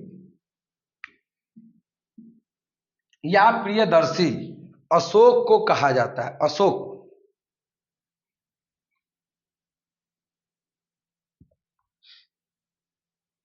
बीना वादक, सिक्का पर बीना बजाते हुए वादक का प्रयोग कौन चलाया था? कौन सा था जो सिक्का पर बीना का प्रतीक था? बीना वादक, बीना वादक लिखिएगा, बीना वादक सिक्का चलाने वाला कौन था?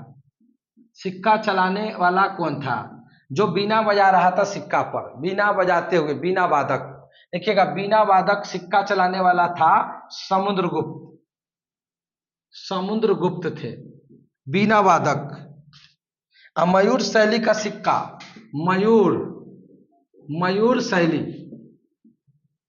मयूर शैली का सिक्का, मयूर शैली का जो सिक्का चलाने वाला कौन था? तो वो थे आपका कुमार गुप्त, कुमार गुप्त थे,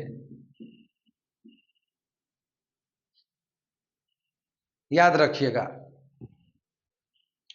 स्वर्ण मुद्रा सबसे पहले कौन चलाया? सोना की मुद्रा। स्वर्ण मुद्रा चलाने वाला सबसे पहला कौन था? स्वर्ण मुद्रा चलाने वाला, स्वर्ण मुद्रा चलाने वाला पहला व्यक्ति कौन था? स्वर्ण मुद्रा चलाने वाला पहला शासक कौन था? तो स्वर्ण मुद्रा चलाने वाला जो पहला शासक था वो कुषाण शासक था। उसका नाम है कुजुल कटफिसस। कुजुल कुजुल कटफिसस, कटफिसस था। जो जो कौन शासक था? तो कुषाण शासक था। कुषाण वंश, कुषाण वंश का शासक, कुषाण वंश का शासक कुजुल कटफिसस पहली बार सोना के मुद्रा चलाया था। पैसा, सोना का पैसा, मुद्रा। कुजुल क्या है? कुजुल कटफिसस, कटफिसस, कुजुल कटफिसस था जो पहली बार सोना का सिक्का चलाया था। पहली बार सोना का सिक्का चलाया था।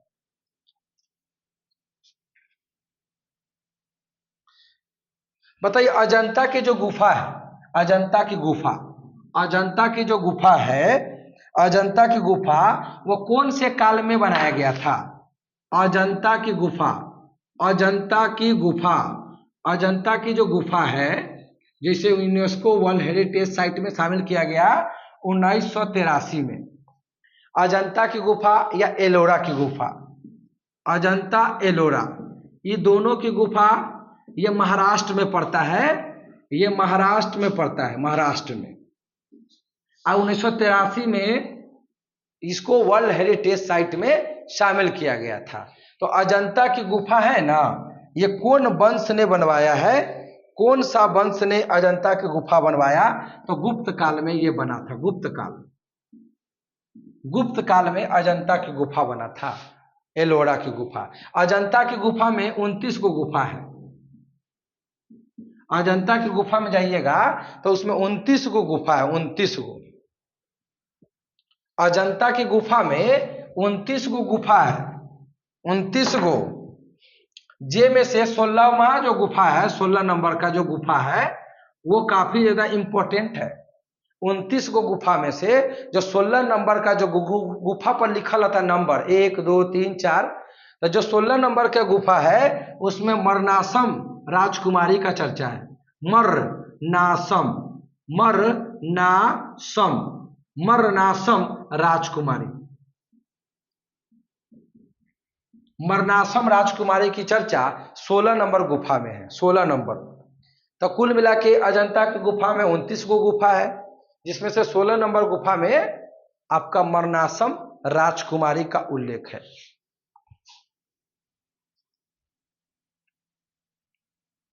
आगे बढ़ते हैं, अगला प्रश्न।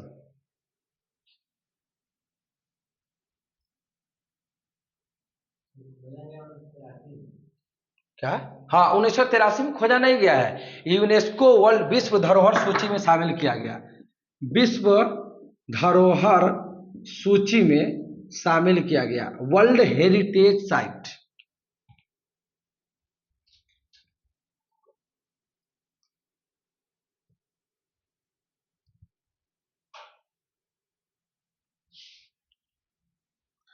आगे लिखिएगा, प्राचीनतम व्याकरण ग्रंथ कौन सा है? प्राचीनतम व्याकरण ग्रंथ कौन सा है? प्राचीनतम व्याकरण ग्रंथ कौन सा है? तो प्राचीनतम व्याकरण ग्रंथ कौन सा है?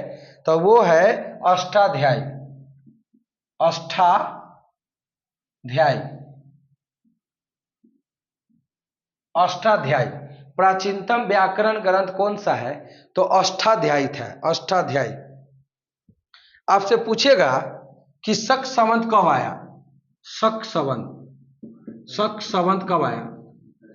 तो वो आया था 78, 58, 78 में थोड़े है, 58 ईस्वी। शक संवत, शक संवत कब आया? 78 नहीं है, शक संवत आया 58 ईस्वी में। एक है विक्रम संवत, देखिएगा विक्रम संवत। शक संवत आया 58 ईस्वी, ईस्वी, ईस्वी नहीं, एडी, एडी मतलब होता है एनी डोमनी। हाँ ठीक है, ईस्वी हो गया, ईस्वी ईस्वी कनिष्क जारी किया था। देखिए तो चेक करके 58 है, 58 है, ये 78 नहीं है। अब विक्रम संवत है 57 BC, 57 BC यानी होता है ईसा पूर्व, ईसा पूर्व। विक्रम संवत, विक्रम जो संवत है वो 57 ईसा पूर्व में है। अब गुप्त संवत कब आया? गुप्त संवत, तो ये गुप्त संवत आया था 320 ईस्वी, 320 ईसा पूर्व यानी BC। एक होता है इलाही संवत,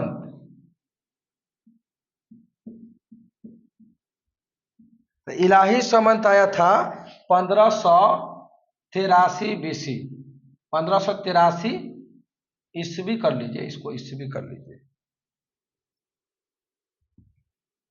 एक है हिजरी संवत, हिजरी संवत, तो इसको लिखिए 622 ईस्वी। क्या बोलिए, क्या है? 58। तो इलाही संवत, हिजरी संवत, गुप्त संवत, विक्रम संवत।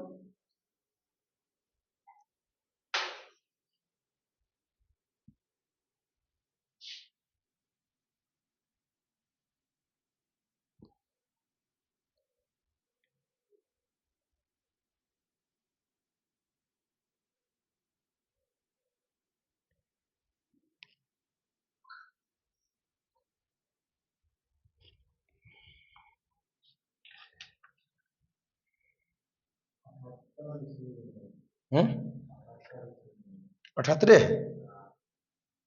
तो 58 का काट देते हैं, 78 ईस्वी। चलिए,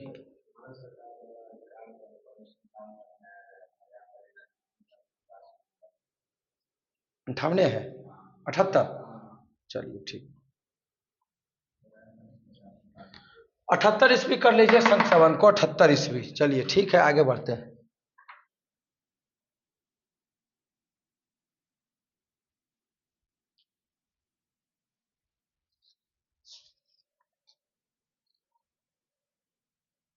अच्छा बताइए, सांची का स्तूप कौन बनवाया? सांची का स्तूप, तो सांची का स्तूप कौन बनवाया? अशोक। सांची का स्तूप, सांची का स्तूप किसने बनवाया? तो वो बनवाया कौन? अशोक। सांची का स्तूप कहाँ पड़ता है? मध्य प्रदेश। सांची का स्तूप पड़ता है मध्य प्रदेश में, अशोक ने बनवाया है। सांची का स्तूप मध्य प्रदेश में है, बनवाया है कौन? अशोक।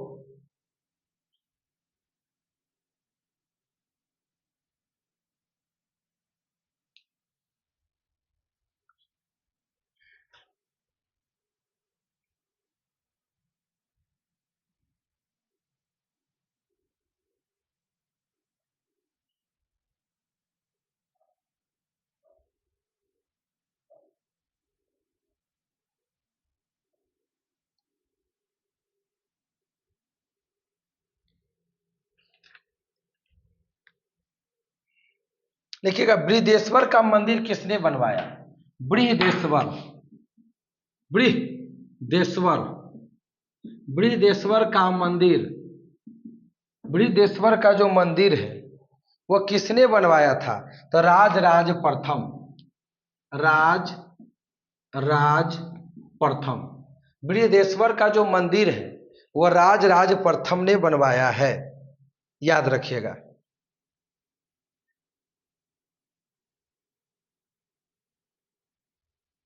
सबसे प्राचीनतम स्मृति लिखवाए हैं? मनुस्मृति नहीं लिखवाए हैं। सबसे प्राचीनतम स्मृति, सबसे प्राचीनतम स्मृति कौन सा है? सबसे प्राचीनतम स्मृति मनुस्मृति, मनुस्मृति है। सबसे प्राचीनतम जो स्मृति है वो आपका मनुस्मृति है, मनुस्मृति। आगे लिखिएगा, सांची का स्तूप अशोक ने बनवाया, मध्य प्रदेश में है। बृहदेश्वर का मंदिर राज प्रथम ने बनवाया। सबसे प्राचीनतम स्मृति मनुस्मृति है। फिर अगला प्रश्न लिखिएगा, कि जो उचित जल प्रबंधन है, उचित जल को जो बचाने का जो प्रबंधन है, जल को सुरक्षित रखना है, जल प्रबंधन, तो ये कहाँ से मिला है, इसका प्रमाण कहाँ से मिला है, उचित जल प्रबंधन का प्रमाण, तो धौलावीरा से। धौलावीरा, धौलावीरा, धौलावीरा राजस्थान में पड़ता है, वहां से मिला है उचित जल प्रबंधन का प्रमाण। उचित जल प्रबंधन का जो प्रमाण है वो धौलावीरा से मिला है। लेकिन स्टेडियम बोलेगा, स्टेडियम, स्टेडियम का प्रमाण कहां से मिला है, स्टेडियम, स्टेडियम, तो स्टेडियम का भी प्रमाण धौलावीरा से मिला है। बड़े बड़े लिपि, लिपि मतलब लेख, लेख, बड़े बड़े लिपि का प्रमाण, बड़े बड़े लिपि, तो ये बड़े बड़े लिपि का भी प्रमाण धौलावीरा से मिला है। तो उचित जल प्रबंधन, स्टेडियम, बड़े बड़े लिपि, बड़े बड़े लिपि मतलब लिखावट, ये भी मिला है धौलावीरा से।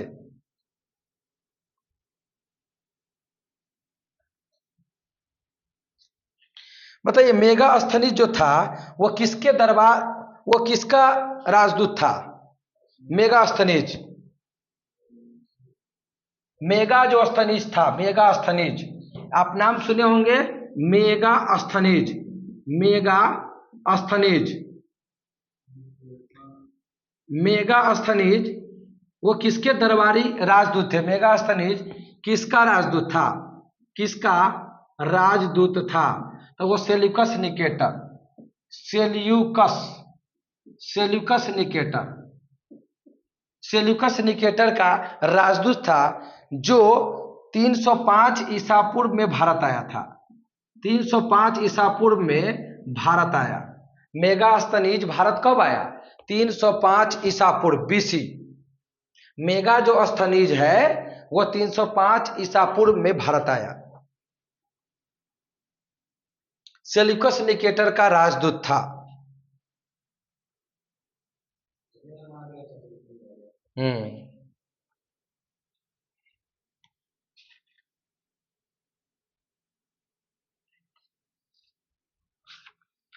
आगे लिखिएगा, चरक, चरक किसका जनक है, चरक, चरक, ये चरक है, चरक, तो आपको मालूम है कि चरक है आयुर्वेद के जनक है, आयुर्वेद, आयुर्वेद के जनक है चरक, आयुर्वेद, चिकित्सा विज्ञान के भी जनक इसको माना जाता है, चिकित्सा विज्ञान, चिकित्सा विज्ञान के जनक चरक, चरक है, चरक।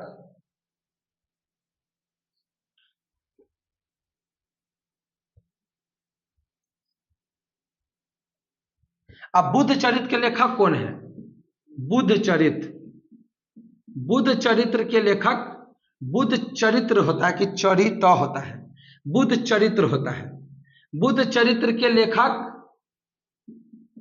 तो बुद्ध चरित्र के लेखक है अश्वघोष, अश्वघोष, अश्वघोष, बुद्ध चरित्र के लेखक है अश्वघोष, बुद्ध चरित्र के लेखक अश्वघोष है। और सूत्रालंकार, सूत्रालंकार, और सूत्रालंकार के भी लेखक है अश्वघोष, सूत्रालंकार, सूत्रालंकार का भी यही है। गंधार शैली, गंधार शैली के लेखक भी आपका कौन है, अश्वघोष। तब बुद्ध चरित्र कहो, सूत्रालंकार कहो, गंधार शैली कहो, सब का अश्वघोष।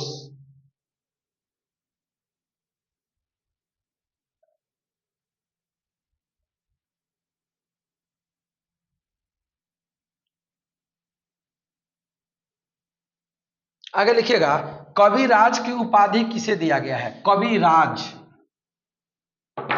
कविराज की उपाधि, कविराज की उपाधि किसे दिया गया है, कवि जो राज है उसकी उपाधि समुद्रगुप्त को दिया गया है। ये लिखवा दिया क्या, समुद्रगुप्त, कविराज की उपाधि समुद्रगुप्त को दिया गया है, कविराज की उपाधि समुद्रगुप्त को दिया गया है।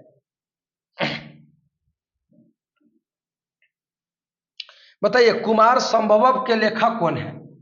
कुमार संभव, कुमार संभव, कुमार संभव। तो कुमार संभव के लेखक कौन है? तो कालिदास। कुमार संभव के लेखक है कालिदास, कालिदास है कुमार संभव के लेखक। माल बिकावनी के लेखक माल बी बी का गनी, माल बिकाग्नि, इसका भी लेखक है कालिदास। तो कुमार संभव कहे, माल बिकाग्नि कहे कालिदास, और कालिदास को बोलते हैं भारत का शेक्सपियर।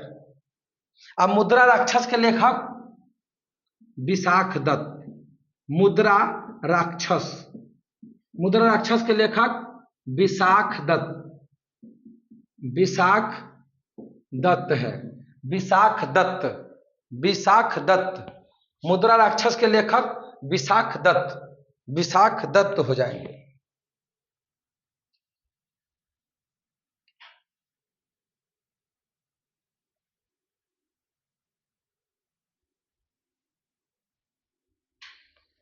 श्रीलंका को जीतकर भारत का हिस्सा कौन बनाया?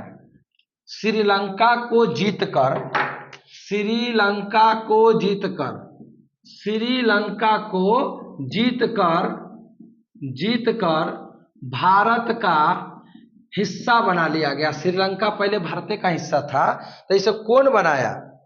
श्रीलंका को जीतकर भारत का हिस्सा बनाने वाले राजेंद्र प्रथम थे, राजेंद्र प्रथम, राजेंद्र प्रथम थे। राजेंद्र प्रथम ने श्रीलंका को जीत लिया और भारत का पार्ट बना लिया, भारत का अंग बना लिया, भारत में मिला लिया।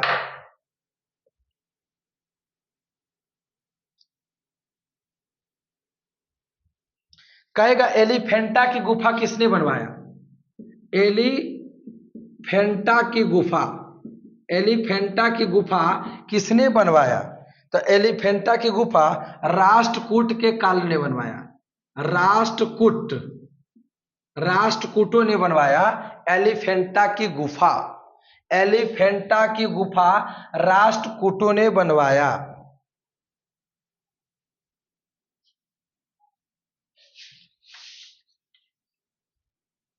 उतारिए जल्दी जल्दी।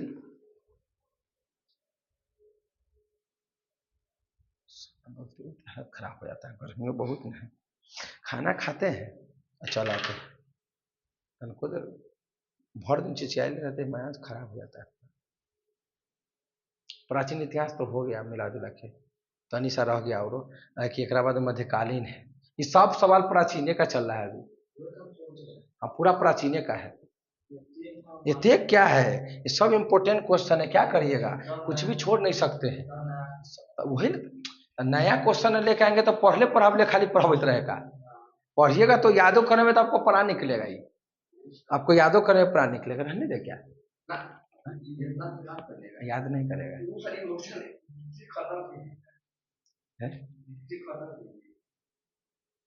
हिस्ट्री खत्म कर दे, खाली याद करते रहना।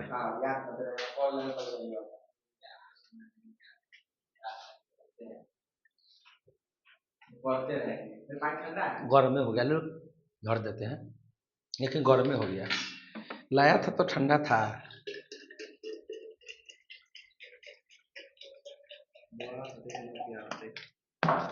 ठंडा ना है, गर्म में साला बहुत जल्दी गर्म हो जाता है।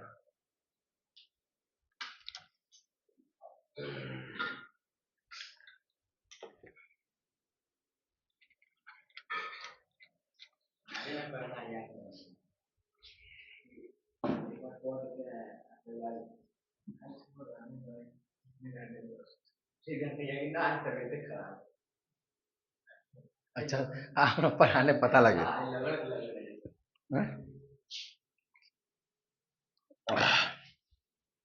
जान मार देगा ये छोड़ा ये।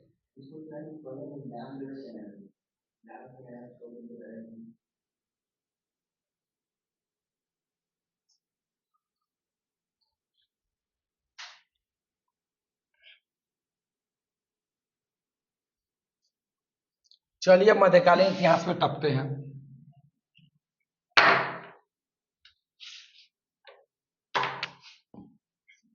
मध्यकालीन इतिहास में टपते हैं। मध्यकालीन छोड़िए ना, क्या टॉपिक बनाया, सीधे सवाल पर अटैक करते हैं। चलिए पहला प्रश्न है कि तराइन का प्रथम युद्ध, तराइन तराइन का जो पहला युद्ध हुआ था, आपको मालूम है कि तराइन का जो प्रथम युद्ध है वो हुआ था 1191 में मोहम्मद गोरी और पृथ्वीराज चौहान के बीच में। तराइन का पहला युद्ध 1191 में हुआ था, मोहम्मद गोरी और पृथ्वीराज चौहान।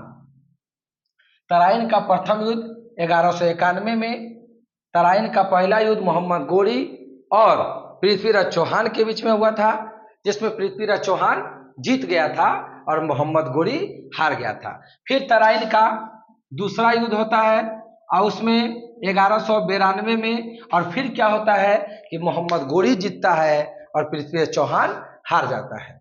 इस बार पृथ्वीराज चौहान हार गया और मोहम्मद गोरी जीत जाता है। फिर 1194 में चंदावर का युद्ध होता है, चंदावर का युद्ध, चंदावर का युद्ध होता है 1194 में, और गोरी और जयचंद के बीच होता है। मोहम्मद गोरी और बनाम जयचंद, जयचंद के बीच में, जयचंद के बीच में होता है, और इसमें जयचंद हार जाता है और गोरी जीत जाता है। तो याद रखना है। इसके बाद आगे बढ़ते हैं, अगला प्रश्न, भारत पर सबसे पहले कौन सा मुस्लिम आक्रमणकारी है जो आक्रमण किया था? भारत पर, थोड़ा तेजी में चलाइए हाथ, टाइम नहीं दे पाएंगे लिखने के लिए हम, आप मेरे साथ साथ दनादन लिखिए क्योंकि हालत खराब है। अब आगे लिखिएगा, क्या बोलते हैं, क्या बोल रहे थे, हाँ, पहला मुसलमान कौन था जो भारत पे आक्रमण किया? पहला मुस्लिम कौन था जो भारत पे अटैक किया? तो उसका नाम था मोहम्मद बिन कासिम, मोहम्मद बिन कासिम, मोहम्मद बिन कासिम था जिन्होंने भारत पर पहला बार मुस्लिम था जो आक्रमण किया था। तो पहला मुस्लिम आक्रमणकारी पूछे तो कहिएगा मोहम्मद बिन कासिम, मोहम्मद बिन कासिम। यही मोहम्मद बिन कासिम है जो भारत में पहली बार जजिया कर लगाया था, जजिया कर, जजिया टैक्स लगाया था। जजिया कर लगाने वाला भारत में पहली बार कौन है? भारत में जजिया कर पहली बार किसने लगाया? तो वो लगाया मोहम्मद बिन कासिम। भारत में जजिया कर पहली बार किसने लगाया? तो मोहम्मद बिन कासिम। कहिएगा सर जजिया कर क्या होता है? तो जजिया कर ऐसा कर होता है जो मुसलमान पे नहीं लगता था, केवल हिंदू पे लगाया जाता था। केवल हिंदू पे कर लगाने वाला कर को बोलते जजिया कर। ये बोलता था मोहम्मद बिन कासिम कि अगर आपको कर नहीं देना है तो आप हिंदू से मुसलमान बन जाइए। जो जो मुसलमान बन रहा था उससे टैक्स नहीं लेता था और हिंदू से खाली टैक्स लेता था, लेकिन इसमें ब्राह्मण को छोड़ दिया था। इसने ब्राह्मण को छोड़ दिया, बच्चा को छोड़ दिया, बूढ़ा को छोड़ दिया, महिलाओं को छोड़ दिया। इस सबसे टैक्स नहीं लेता था। महिला से, बच्चा से, बुजुर्ग से, ब्राह्मण से, ये 4-5 लोगों से टैक्स नहीं लेते थे। कौन? मोहम्मद बिन कासिम। बाकी खाली हिंदू से लेता था, मुसलमान से नहीं लेता था, कोई भी जात रहे बुजुर्गों से नहीं लेता था, कोई जात रहे ब्राह्मण से नहीं लेता था, कोई जात रहे महिलाओं से नहीं लेता था, केवल हिंदू से लेता था, हिंदू से। लेकिन आपसे पूछेगा कि जजिया कर को भारत में सबसे पहले लगाया कौन? तो मोहम्मद बिन कासिम। और जजिया कर को समाप्त कौन कर दिया? तो जजिया कर को समाप्त करने वाले कोई और नहीं, अकबर थे, अकबर। जजिया कर को समाप्त कर कौन कर दिया? अकबर कर दिया। जजिया कर को समाप्त कौन कर दिया? अकबर। फिर अकबर के बेटवा आता है, ओकरा बाद आता है औरंगजेब। बेटा नहीं है, ओकरा पोता होता है, क्योंकि बाबर के बेटा हुमायूं, हुमायूं के बेटा अकबर, अकबर के बेटा जहांगीर, जहांगीर के बेटा शाहजहां, शाहजहां के बेटा औरंगजेब। तो फिर औरंगजेब आएगा ना तो कहेगा ले जजिया कर, तो फिर जजिया कर लगा दिया कौन? तो देखो सवाल, पहली बार जजिया कर कौन लगाया? तो मोहम्मद बिन कासिम। इसको हम अच्छा से लिख देते हैं तो तू गोंग आएगा, कहेगा ओ में कैंसर, ओ में घुसा देगा। सुन, लिखो, पहली बार जजिया कर, ये जजिया है यार, जिया कर, जो जिसे बोलते हैं गैर हिंदू कर, गैर मुस्लिम कर बोलेंगे कि गैर हिंदू कर कहेंगे, मतलब हिंदू से लेना नहीं है तो गैर हिंदू कहेंगे, हिंदू से लेना है। हाँ, बोले हिंदू से लेना है, मुसलमान से नहीं, तो क्या हुआ, गैर हिंदू या गैर मुस्लिम है। छोड़ो यार, उतना दिमाग नहीं लगा। पहली बार जजिया कर लगाया कौन, तो लगाने वाले थे मोहम्मद बिन कासिम, मोहम्मद बिन कासिम। फिर बोलेगा पहली बार जजिया कर समाप्त किसने किया, तब बोलिएगा अकबर। फिर बोलिएगा पुनः जजिया कर किसने लगा दिया, जजिया कर किसने लगा दिया, तो कहिएगा औरंगजेब, औरंगजेब। फिर कहिएगा कि फिर कौन हटा दिया जजिया कर, फिर जजिया कर हटा दिया, फिर पुनः जजिया कर को हटा दिया कौन, तो जहादार शाह, जहादार शाह। फिर जजिया कर लगा दिया फिरोज शाह तुगलक, पगला सब था। पुनः जजिया कर लगा दिया, पुनः जजिया कर कौन लगा दिया, जजिया कर को लगा दिया, तो एफएसटी, एफएसटी का मतलब होता है फिरोज शाह तुगलक, फिरोज शाह तुगलक। और अंतिम रूप से जजिया कर को समाप्त किया मोहम्मद शाह रंगीला। पुनः पुनः जजिया कर को समाप्त कौन कर दिया, समाप्त कर दिया अंतिम रूप से मोहम्मद शाह रंगीला। रंगीला बादशाह था, एकदम मिजाज का रंगीला था। इसके समय में ही अति सिंहासन को लूट के ले गया, हाँ, कोहिनूर हीरा। रंगीला आदमी था, क्या करिएगा, एकदम मस्त मौला, एकदम खा पी के एकदम मस्त रहता था। कभी सये पहन के चलाता था, तो कभी ब्लाउजे पहन के चलाता था।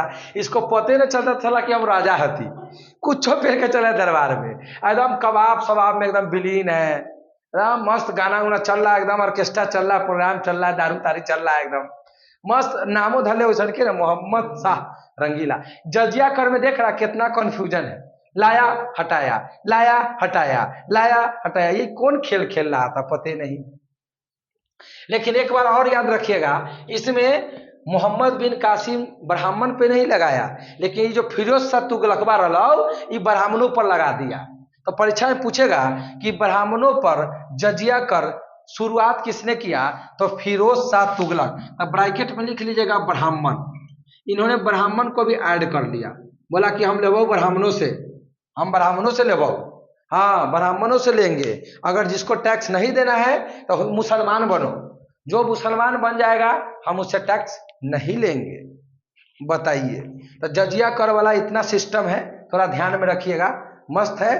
पहले मीन कासिम लाया, अकबर हटाया, औरंगजेब लाया, जहादार हटाया, फिरोज शाह तुगलक लाया, अंतिम रूप से रंगीला था। कहा यार क्या टैक्स फैक्स लेंगे, हटाओ उसको, हटा दिया। हाँ चलिए नेक्स्ट आगे बढ़ते हैं। ये सब नए सवाल हैं कि पढ़ल है, सब कहाँ से पढ़ल है, हवा तक नहीं लगेगा। सोमनाथ मंदिर पर किसने अटैक किया, सोमनाथ मंदिर, सोमनाथ मंदिर पर मोहम्मद गजनबी, मोहम्मद गजनबी ने अटैक किया 1025 में। नोट करो, सोमनाथ मंदिर पर आक्रमण करने वाले मोहम्मद गजनबी 1025 में अटैक किया था। नेक्स्ट क्वेश्चन, ओ उतना दिमाग ना लगा, आगे बढ़ो, पूरा मियाज खराब है। गुलाम वंश के शासक कुतुबुद्दीन ऐबक, गुलाम वंश, तेजी में रहे गाड़ी, गाड़ी रुकना नहीं चाहिए। गुलाम वंश, हाँ गुलाम वंश के शासक कौन है, संस्थापक, संस्थापक, तो कहिएगा कुतुबुद्दीन ऐबक, कुतुबुद्दीन ऐबक, कुतुबुद्दीन ऐबक, कुतुबुद्दीन, कुतुबुद्दीन ऐबक, कुतुबुद्दीन ऐबक, कुतुबुद्दीन ऐबक।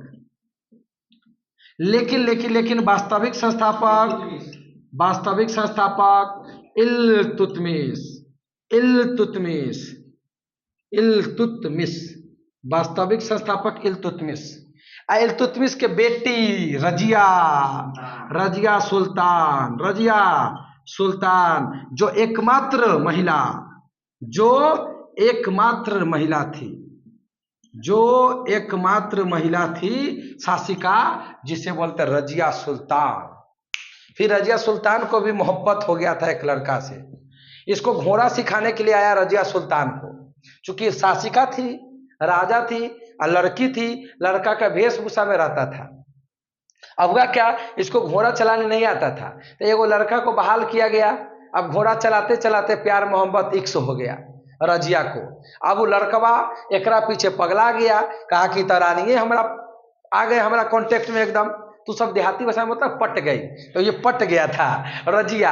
अब वो पगला गया एकदम वो। लेकिन फिर क्या हुआ, रजिया गई पंजाब बगल लड़ाई लड़ने, है ना, लड़ाई लड़ने गया और वहीं के एगो जो राजा था जिसको मारने गया था, वो इसको कैद कर लिया, इसको कैद कर लिया रजिया को। और रजिया को कहा कि तोरा छोड़ेंगे एक के शर्त पर, जब तू हमसे ब्याह करेगी। रजिया गई मारने, जिसको मारने गया उहे एकरा पकड़ लिया रजिया के, और रजिया के सब सेना के मार के, हाँ, और रजिया को कैद कर लिया। बोला रजिया को कि तुमको जिंदा रहना है तो तुमको हमसे ब्याह करना हो।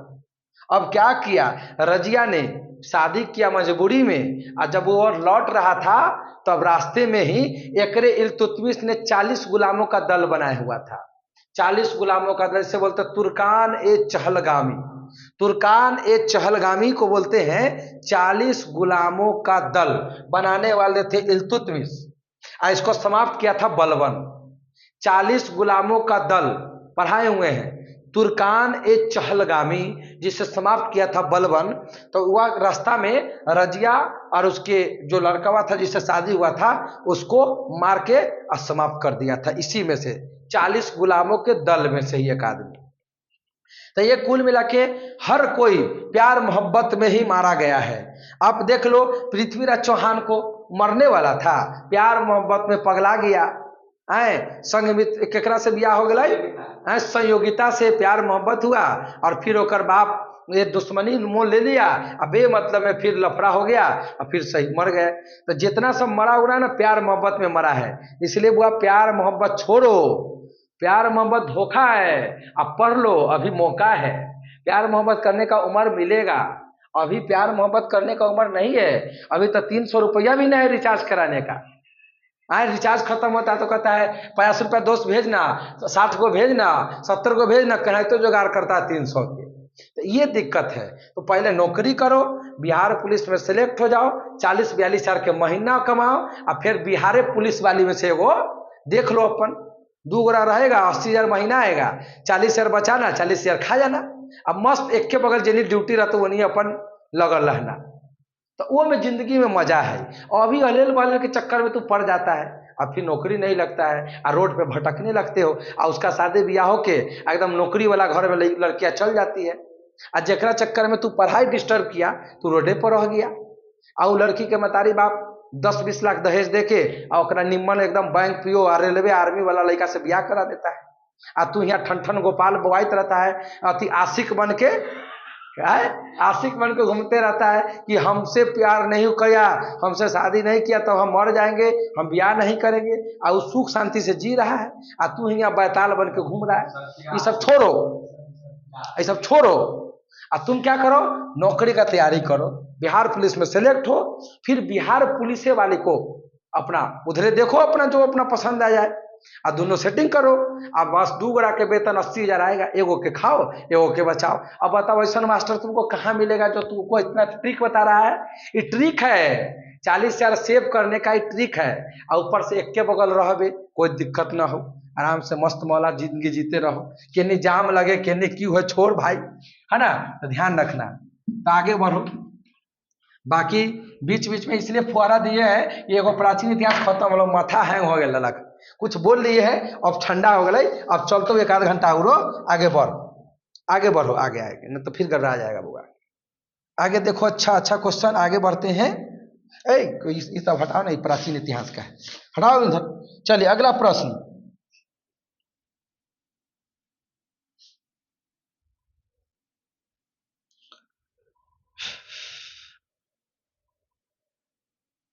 घोड़ा दागने और सैनिकों की हुलिया बदलने का। देखो, घोड़ा दागने मतलब जानते हो? अरे बंदूक के गोली। घोड़ा दागने, घोड़ा दागने का मतलब होता है बंदूक के गोली। घोड़े के दाग नहीं देगा। घोड़ा दागने मतलब बंदूक की गोली। घोड़ा दागने और घोड़ा दागने और सैनिकों की हुलिया बदलने। सैनिकों को सैनिकों के हुलिया बदलने की प्रथा किसने शुरू किया था? तो बलवन। बलवन शुरू किया था, बलवन। बलवन में था जो सिजदा और पैबोस। सिजदा, सिजदा, सिजदा व पैबोस की नीति लाया। सिजदा और रक्त विपाशा भी बोलते हैं, रक्त लौह की नीति। रक्त लौह की नीति भी लाने वाले कौन? बलवन। रक्त लौह की नीति, खून का बदला खून से। कोई गलती करता था तो उसका डायरेक्ट ही खून कर देता था। सिजदा और पैबोस का मतलब होता है सर झुका के प्रणाम करना, सिर झुका के पैर को चूमना। सिजदा और पैबोस, बलवन, यही बलवन है जो तुर्कान ए चहलगामी, जो इल्तुतमिश बनैले था, 40 गुलामों का दल उसे समाप्त कर दिया। 40 गुलामों का दल, इसे बोलते तुर्कान। तुर्कान ए चहलगामी, तुर्कान ए चहलगामी। एकरे बोलते 40 गुलामों का दल। 40 गुलामों का दल था।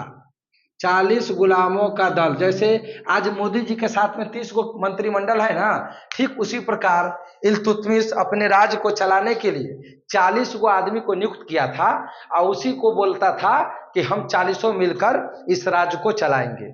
फिर क्या हुआ? इल्तुतमिश मर गई, सॉरी, इल्तुतमिश मर गया। फिर उसकी बेटी रजिया बनी। लेकिन ये 40 गुलामों का जो दल था, ये नहीं चाहता था कि कोई लड़की शासिका बने। लेकिन चूंकि ये जो रजिया थी, ये जबरदस्ती बनी, तो इसको अच्छा नहीं लगा 40 गुलामों का दल का। फिर इसी दल ने इसको मार दिया, रजिया सुल्तान को। तो ये सब बात है, याद रखिएगा। आगे बढ़ते हैं, नेक्स्ट क्वेश्चन। बाजार नियंत्रण प्रणाली कौन लाया? अलाउद्दीन खिलजी। बाजार नियंत्रण प्रणाली लाने वाले कोई और नहीं। बाजार नियंत्रण प्रणाली लाने वाले कोई और नहीं, एक के था अलाउद्दीन खिलजी। इन्होंने ही 1000 खम्भों वाला महल लाया। इन्होंने ही अपने आप को द्वितीय सिकंदर कहा। इन्होंने ही बहुत सारा चीज किया।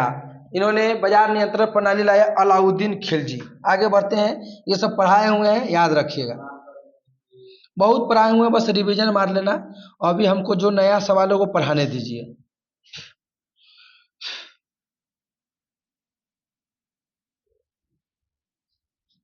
हमारा हालत लेकिन बुआ हो खराब। मुआ देगा रे बेहुदा कहीं के रे पगला। यहाँ न पढ़े के हो, कल न पढ़े के। चौथ और सरदेश मुखी। चौथ, चौथ, चौथ और सरदेश मुखी, इहो पढ़ाए हुए हैं। सरदेश मुखी कौन लाया था? चौथ और सर, चौथ का मतलब होता है 1/4, सरदेश मुखी 1/10। लाने वाले कोई और नहीं, शिवाजी थे। शिवाजी कौन थे? तो महाराज शिवाजी थे। शिवाजी ने लाया था। 1/4 टैक्स लेते थे और सरदेश मुखी पर 1/10 टैक्स लेते थे। 1/10 टैक्स लेते थे अपने देश के अंदर और 1/4 लेते थे देश के सीमा पर। ये देश के सीमा पर लेते थे और ये देश के अंदर लेते थे, याद रखिएगा। ये सब टैक्स है, टैक्स टैक्स टैक्स। शिवाजी के काल में टैक्स था ये। चौथ और सरदेश मुखी। आगे बढ़े। इब्न बतूता पहन के जूता किसके दरबार में? मोहम्मद बिन तुगलक, एमबीटी के दरबार में आया था इब्न बतूता, जिसका पुस्तक है रेहेला।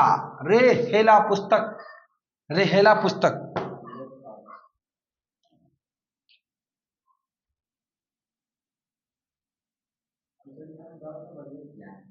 अरे पगला 10 बजे छे, 12 बज रहा है, तू देखो ना।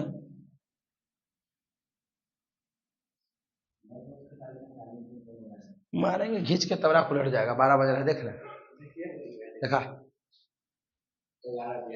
10:42 हो, 11:42 होता है। बंद करो, नहीं छोड़ा रे, माथा खराब कर तू, कल करा देंगे।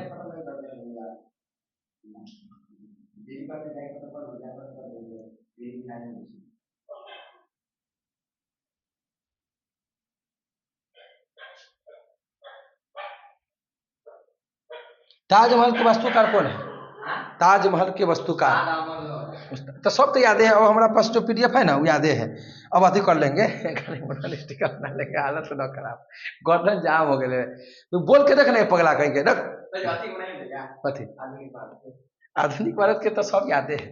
हम रिवीजन क्लास में करा देंगे, ठीक है। रहे तो बहुत हालत खराब हुआ, छोड़